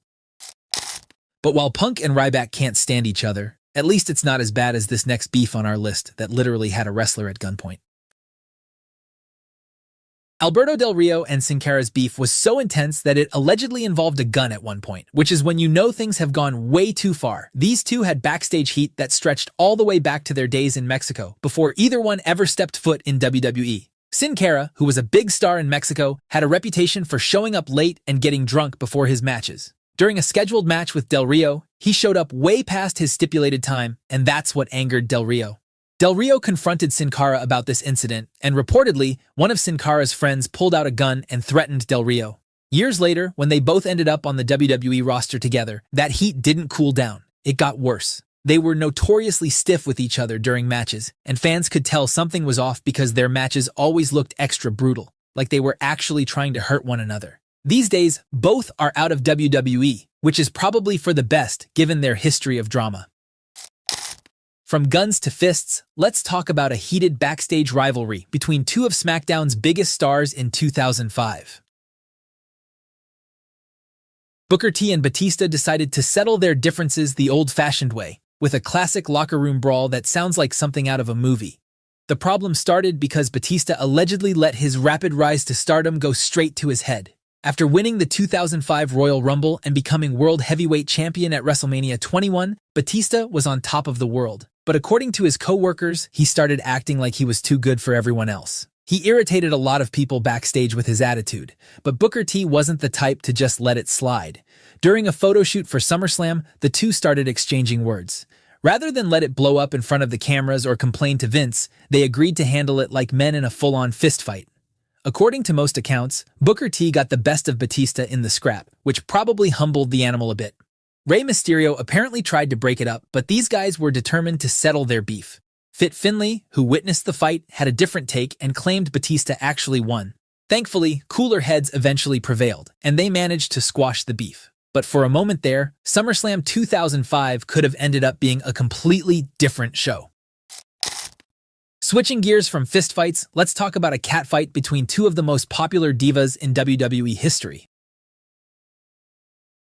The tension between AJ Lee and Nikki Bella started when the Total Divas reality show launched in 2013 with the Bella Twins as main cast members. AJ Lee publicly declared she hated the show and everything it represented. She felt like it was turning women's wrestling into a joke, valuing fame and drama over actual wrestling ability. Then AJ cut one of the most savage promos in women's wrestling history, basically calling out the entire Total Divas cast but especially targeting the Bellas. She also dropped the legendary line about talent not being physically transmitted, which was a brutal dig at the Bellas' relationships with John Cena and Daniel Bryan at the time. But Nikki and Brie didn't take that lying down. They confronted AJ backstage after that promo, and the heat was very real from that point forward. Fans largely sided with AJ, and the rivalry became so personal that you could see the genuine hatred in their interactions even during their segments on Raw. However, in a pleasant twist, when AJ retired in 2015, Nikki actually had kind words for her, which suggests maybe time healed some wounds. 3 years later, Nikki even said she wanted AJ to be part of WWE's first all-women pay-per-view, Evolution, but AJ chose not to participate. With both AJ and Nikki wrestling in the company in 2025, it'd be interesting to see if WWE decides to revisit this rivalry. Speaking of AJ, let's bring it back to CM Punk because the man has enemies everywhere. When CM Punk quit the WWE in 2014, many fans thought we'd never see him back in a wrestling ring. However, when the Second City Saint made his AEW debut in 2021, the wrestling world was turned upside down, and fans were excited to see the former world champion back in the cut. Punk's AEW run saw him feud against the likes of Darby Allin, MJF, and Eddie Kingston. But all of this was overshadowed by his real-life beefs that eventually led to his exit from the company. Punk's first major beef in AEW was against Hangman Page and the Young Bucks, which started when Page said some things about Punk during a promo that rubbed Punk the wrong way. Punk fired back by calling Page an empty-headed cowboy and even got into a real-life backstage brawl with the Young Bucks and Kenny Omega. However, Punk's drama with the AEW locker room was still far from over. During AEW All in 2023, Punk got into a backstage altercation with Jack Perry, and things got so out of hand that Tony Khan had to release Punk from the company. But even after Punk left AEW and came back to WWE, drama kept following him as Punk was greeted by Seth Rollins, who has always despised Punk for walking out in 2014. Luckily, Punk and Rollins have managed to keep things professional and avoided getting into any backstage brawls ever since Punk returned at Survivor Series 2023. In the world of WWE, there have been certain moments that changed wrestling history forever. Be it the end of The Undertaker's streak, Vince buying WCW, the Chris Benoit tragedy, or the Montreal Screwjob. But what if these events played out differently? What if the streak didn't end at WrestleMania 30? What if WCW won the war? What if CM Punk didn't walk out of WWE in 2014? What if Triple H didn't marry Stephanie? What if John Cena never turned heel during his final run? How different would the landscape of pro wrestling look?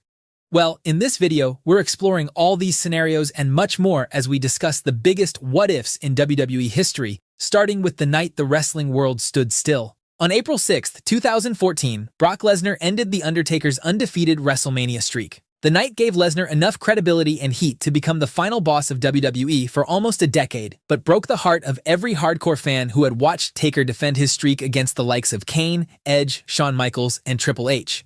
But what if WWE never pulled that trigger? What if Taker walked out of Mania 30 still undefeated? Well, personally, I would have preferred Taker to retire at WrestleMania with the streak intact forever. But knowing the WWE, if it wasn't Lesnar, they'd probably have Taker lose his streak to one of two men. The most likely scenario the following year at WrestleMania would have been Bray Wyatt ending the myth of the dead man and becoming the new face of fear. After beating Taker, Wyatt would incorporate supernatural themes from the Phenom's character into his own. And instead of spinning his wheels in mid-card feuds for years, Bray Wyatt becomes a genuine main event player and the company's top heel for the next decade. And if not Wyatt, the other candidate, inevitably, would have been Roman Reigns. But here's the crucial difference. If Reigns had been the one to end a still pristine streak at WrestleMania 33 or 34, the heat would have been even more nuclear. Lesnar breaking it first deflated the entire concept when Reigns won at Mania 33. Reigns ending an untouched 25-year streak would have been one of the biggest moments in modern WWE. But personally, yeah, I'd still have Taker retire undefeated at WrestleMania after having some dream matches against guys like Sting and John Cena. However, the end of the streak wasn't the only controversial thing that happened in 2014. On January 27, 2014, the night after the Royal Rumble, CM Punk walked into Vince McMahon's office, told him he was done, and left. He felt like he was spinning his wheels while part-timers like Lesnar and The Rock got the spotlight, and the company was grooming Roman Reigns for a push he didn't think Reigns was ready for. Punk's departure left a massive hole in the roster, and WWE had to change plans heading into Mania. But here's what changes if Punk stays. The most immediate fallout of Punk's exit was Daniel Bryan's WrestleMania 30 story. With Punk gone, WWE needed a babyface to fight against the Authority. Initial plans for Mania 30 were for Punk to face Triple H and Bryan to wrestle Sheamus. After Punk left, Bryan was plugged into that role and delivered one of the greatest WrestleMania moments ever. But in a world where Punk is still on the roster, Bryan likely doesn't get that moment. What Punk's presence does instead is far more compelling in the long run. Seth Rollins turns on the Shield in June 2014. And Rollins as the corporate champion spends the majority of 2015 feuding against Punk as the obsessive anti-establishment challenger. And then comes the wild turn. By 2015 or 2016, frustrated with his inability to beat the Authority and with Rollins out due to injury, Punk becomes the corporate champion and feuds against a babyface Roman Reigns heading into WrestleMania 32. That's the match that could have finally made the crowd accept Reigns, because they'd be too busy hating Punk. But the ripple effects don't stop there. Styles arrives in WWE in early 2016. In reality, Punk was already gone. But what if they're both on the roster simultaneously? Styles versus Punk, two guys who defined independent wrestling, now in WWE's biggest arenas. It's the match a generation of fans dreamed about. Punk would have had a dream feud against Styles in 2016 and 2017, before eventually leaving for AEW anyway. But here's the thing. A Punk who left WWE more fulfilled, with better matches on his resume and a WrestleMania main event, might have arrived in AEW with less chip on his shoulder and more patience. The infamous backstage dysfunction with the Elite, the press conference outbursts, the all-in brawl, maybe none of that happens. Or maybe it all does, because CM Punk is CM Punk. But moving on from the Punk scenario, our next what-if begins with an injured shoulder and ends with the creation of AEW. At SummerSlam 2016, Finn defeated Seth Rollins to become the inaugural Universal Champion. It should have been the beginning of a new era on Monday Night Raw. Instead, during that very match, he suffered a severe shoulder injury requiring surgery. And 24 hours after his crowning achievement, he was forced to relinquish the title.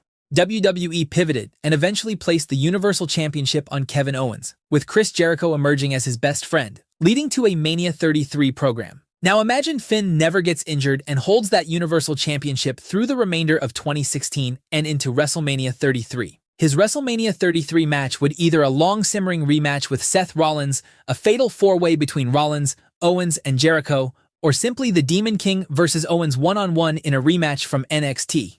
That's the obvious upside. But the real butterfly effect here is what happens to Chris Jericho.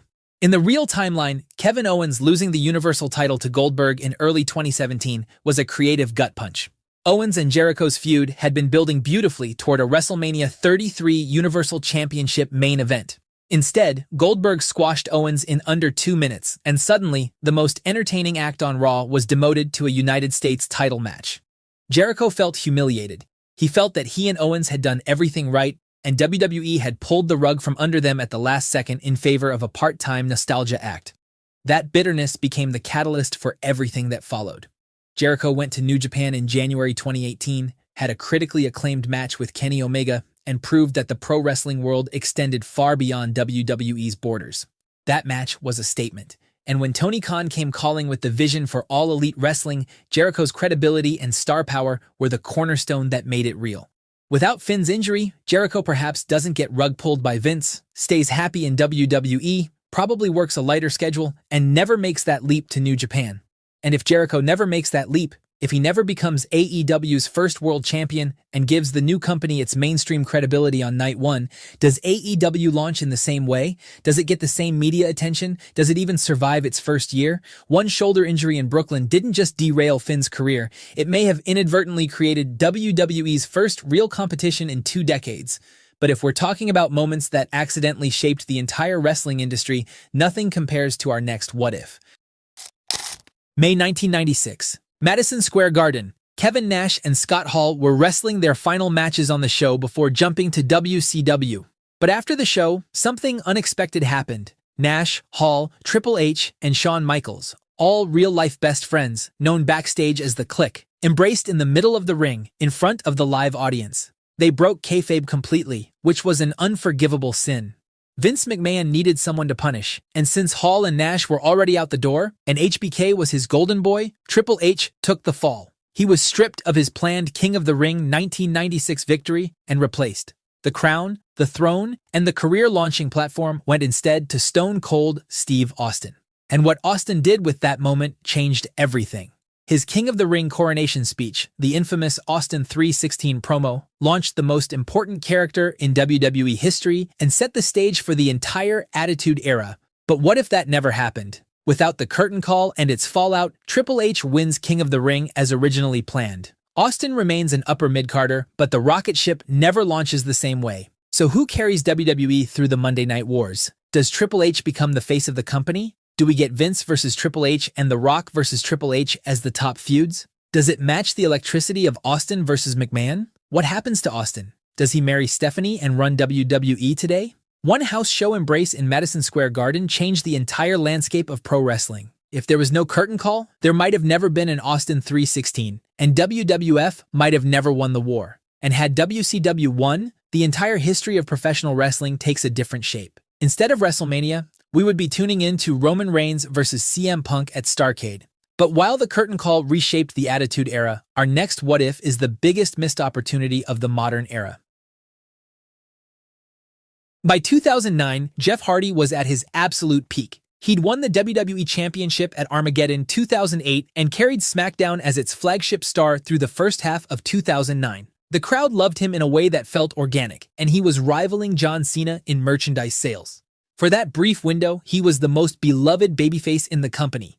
And then CM Punk happened. Punk cashed in his Money in the Bank briefcase on a battered Hardy, launching one of the most underrated feuds of that era. But by August 2009, after losing to Punk in a brutal loser leaves WWE Steel Cage match, Hardy was gone. He eventually surfaced in TNA, where he had his own messy chapter before eventually returning to WWE years later. But what if Jeff never left in 2009? What if he stayed as the face of SmackDown? The most immediate consequence is Hardy walking into WrestleMania 26 as a legit World Championship contender. A TLC bout between Hardy and The Undertaker for the World Heavyweight Championship at WrestleMania would have been a dream match.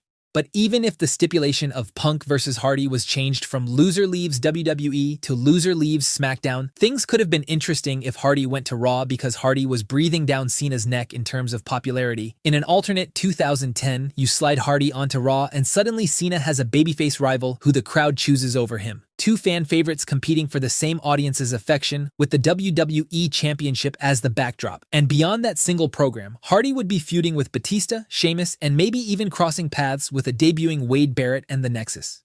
But here's the tragic part of this what if.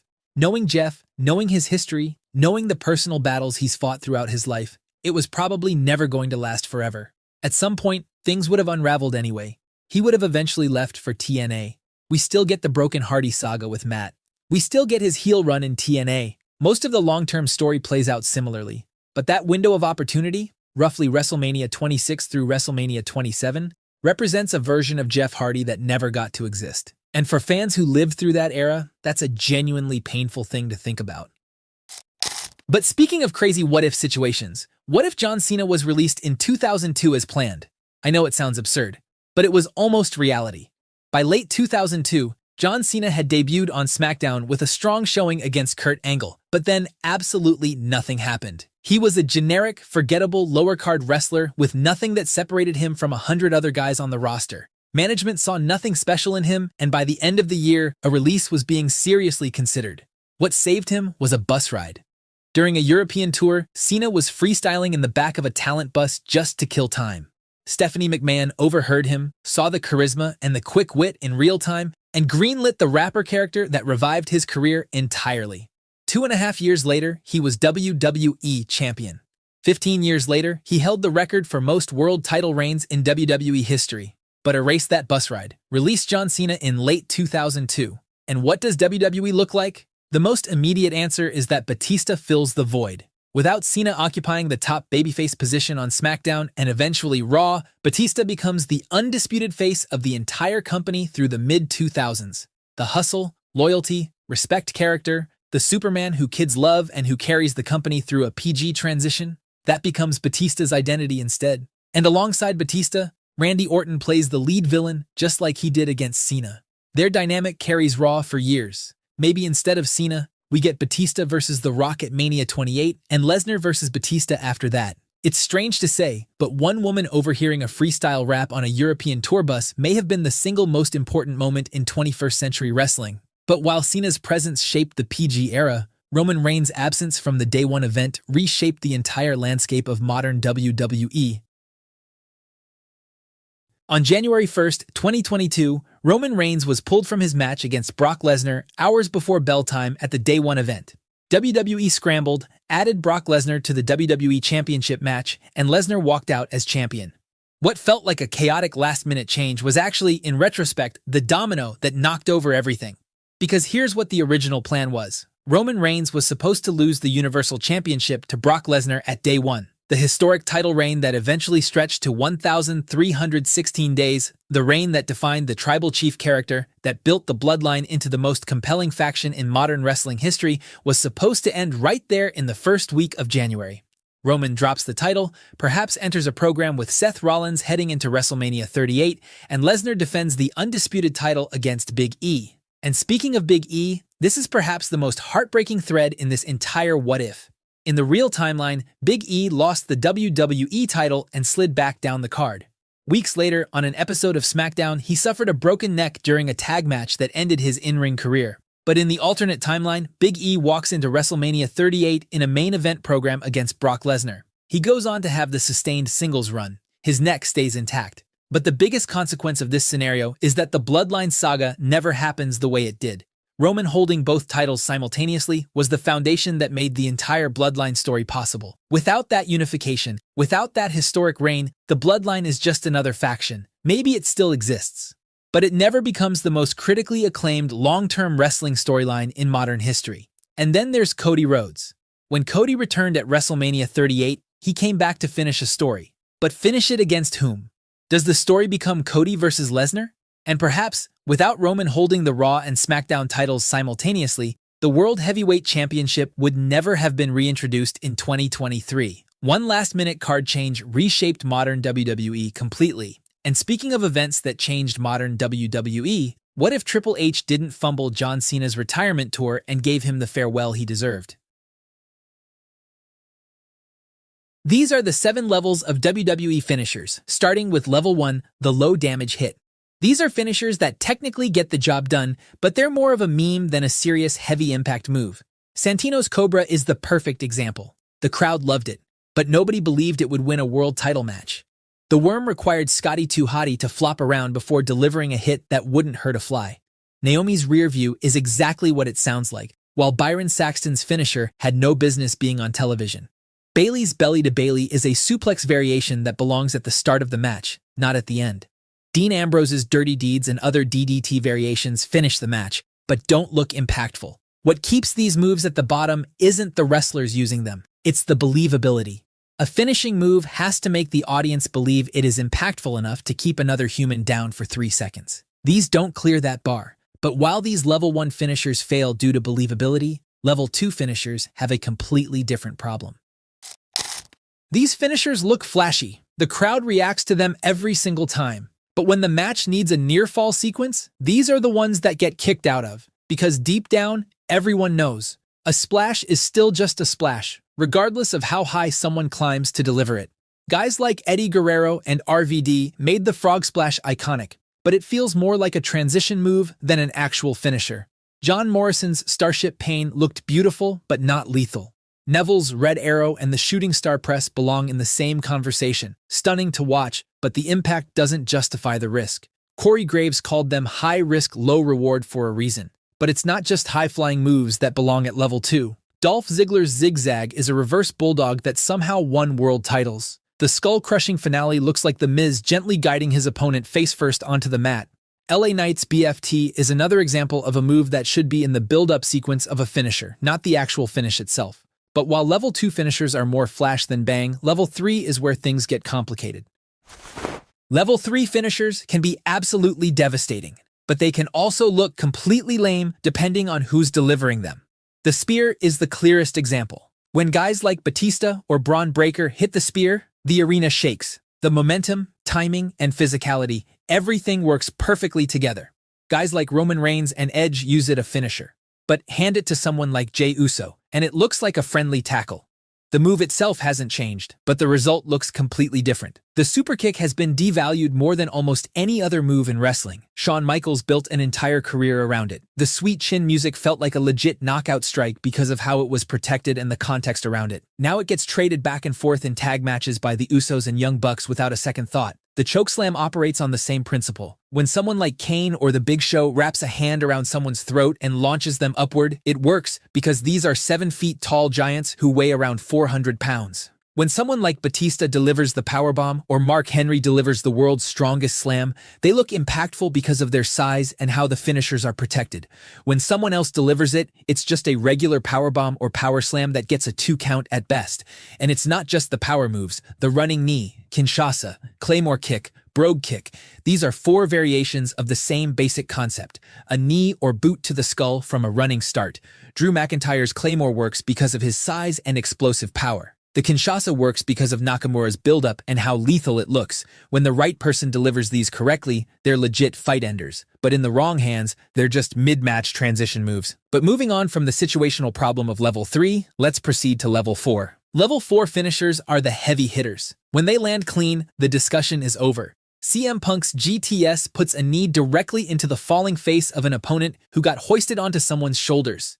Ryback's Shell Shock threw people around like luggage and finished matches without kickouts.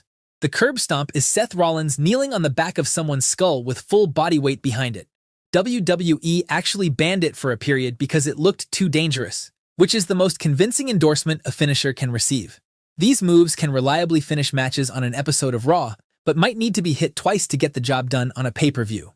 Sister Abigail by Bray Wyatt and The End of Days by Baron Corbin worked because of the execution and how protected these finishers were. Bianca Belair's KOD and Scott Hall's Razor's Edge both carry the same DNA, elevation, force, and a drop that looks like it ends careers. Cedric Alexander's lumbar check bent opponents backwards over his knee in ways that made audiences genuinely uncomfortable. What separates this level from the previous 3 levels is protection. These moves don't get kicked out of casually. When a wrestler hits a GTS or the KOD, the audience isn't waiting for the kickout. They know that the match is over. That trust gets built over years of consistent booking, and these finishers have all earned it.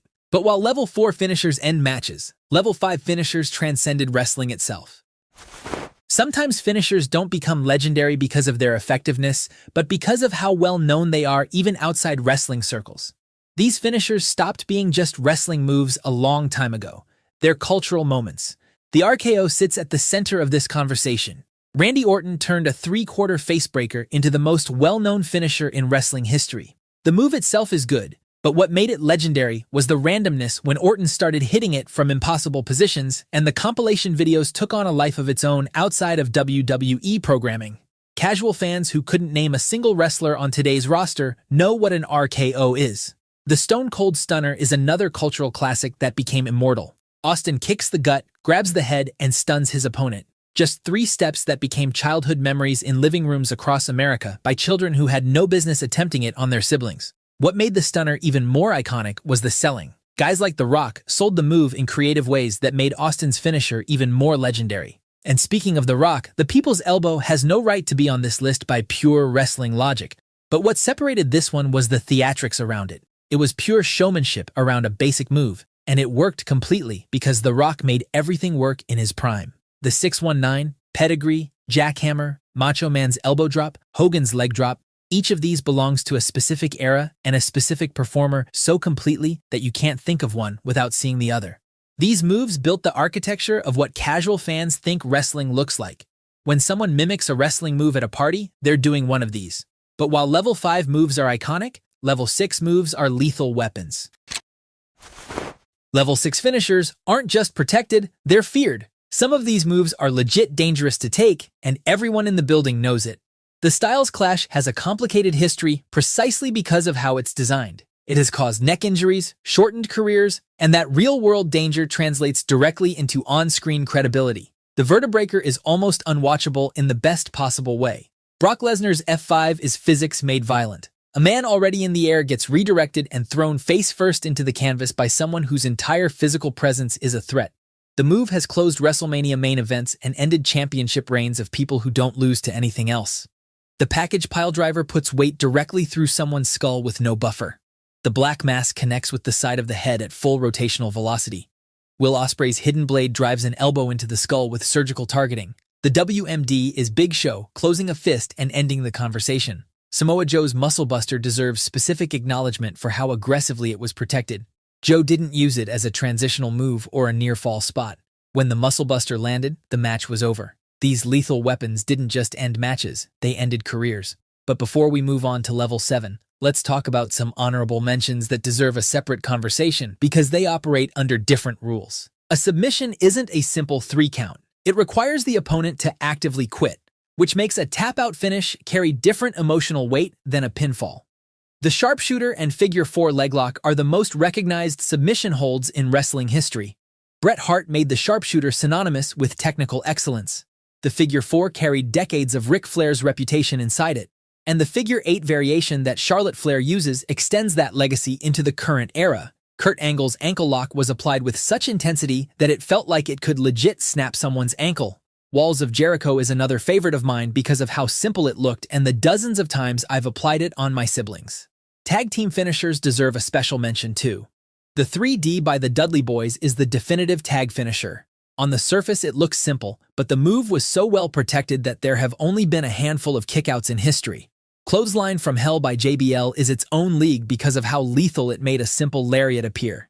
Christian Cage's finisher, Booker T's scissors kick, Sol Ruka's soul snatcher. All of these finishers might not look lethal, but they do look beautiful. However, if we're talking about iconic finishers that are also effective, nothing comes close to these Level 7 kill shots. Only 3 moves in the entire history of professional wrestling have earned the right to sit at this level. The Tombstone Piledriver by The Undertaker reached mythical status because of its execution and how seriously it was protected. The basic piledriver itself has existed in various forms across wrestling history, but Undertaker's version took a life of its own. Nobody kicks out of the tombstone unless the story demands something extraordinary, and even then, the audience treats it like a miracle rather than a routine near fall. The One-Winged Angel is Kenny Omega's contribution to this conversation, and if you haven't watched New Japan or All Elite Wrestling, you may not fully understand the mythology around it. The move is a modified electric chair driver, but what makes it legendary is the protection. For years, virtually nobody except Omega's best friend Kota Ibushi and Omega himself kicked out of it. The punt kick is Randy Orton running full speed and driving his boot into the skull of his opponent. Legends have been written out of television because of it. Wrestlers have retired because of it. It's been banned in storyline. The punt exists in a category where the promotion itself had to acknowledge that this move was too destructive to use regularly. These 3 kill shots are the epitome of how a finisher should be treated and protected. When any of these connect, the match is over, without any question. And if you enjoyed this video, check out this video next where I rank every WrestleMania from Mania 1 to Mania 42 on a tier list.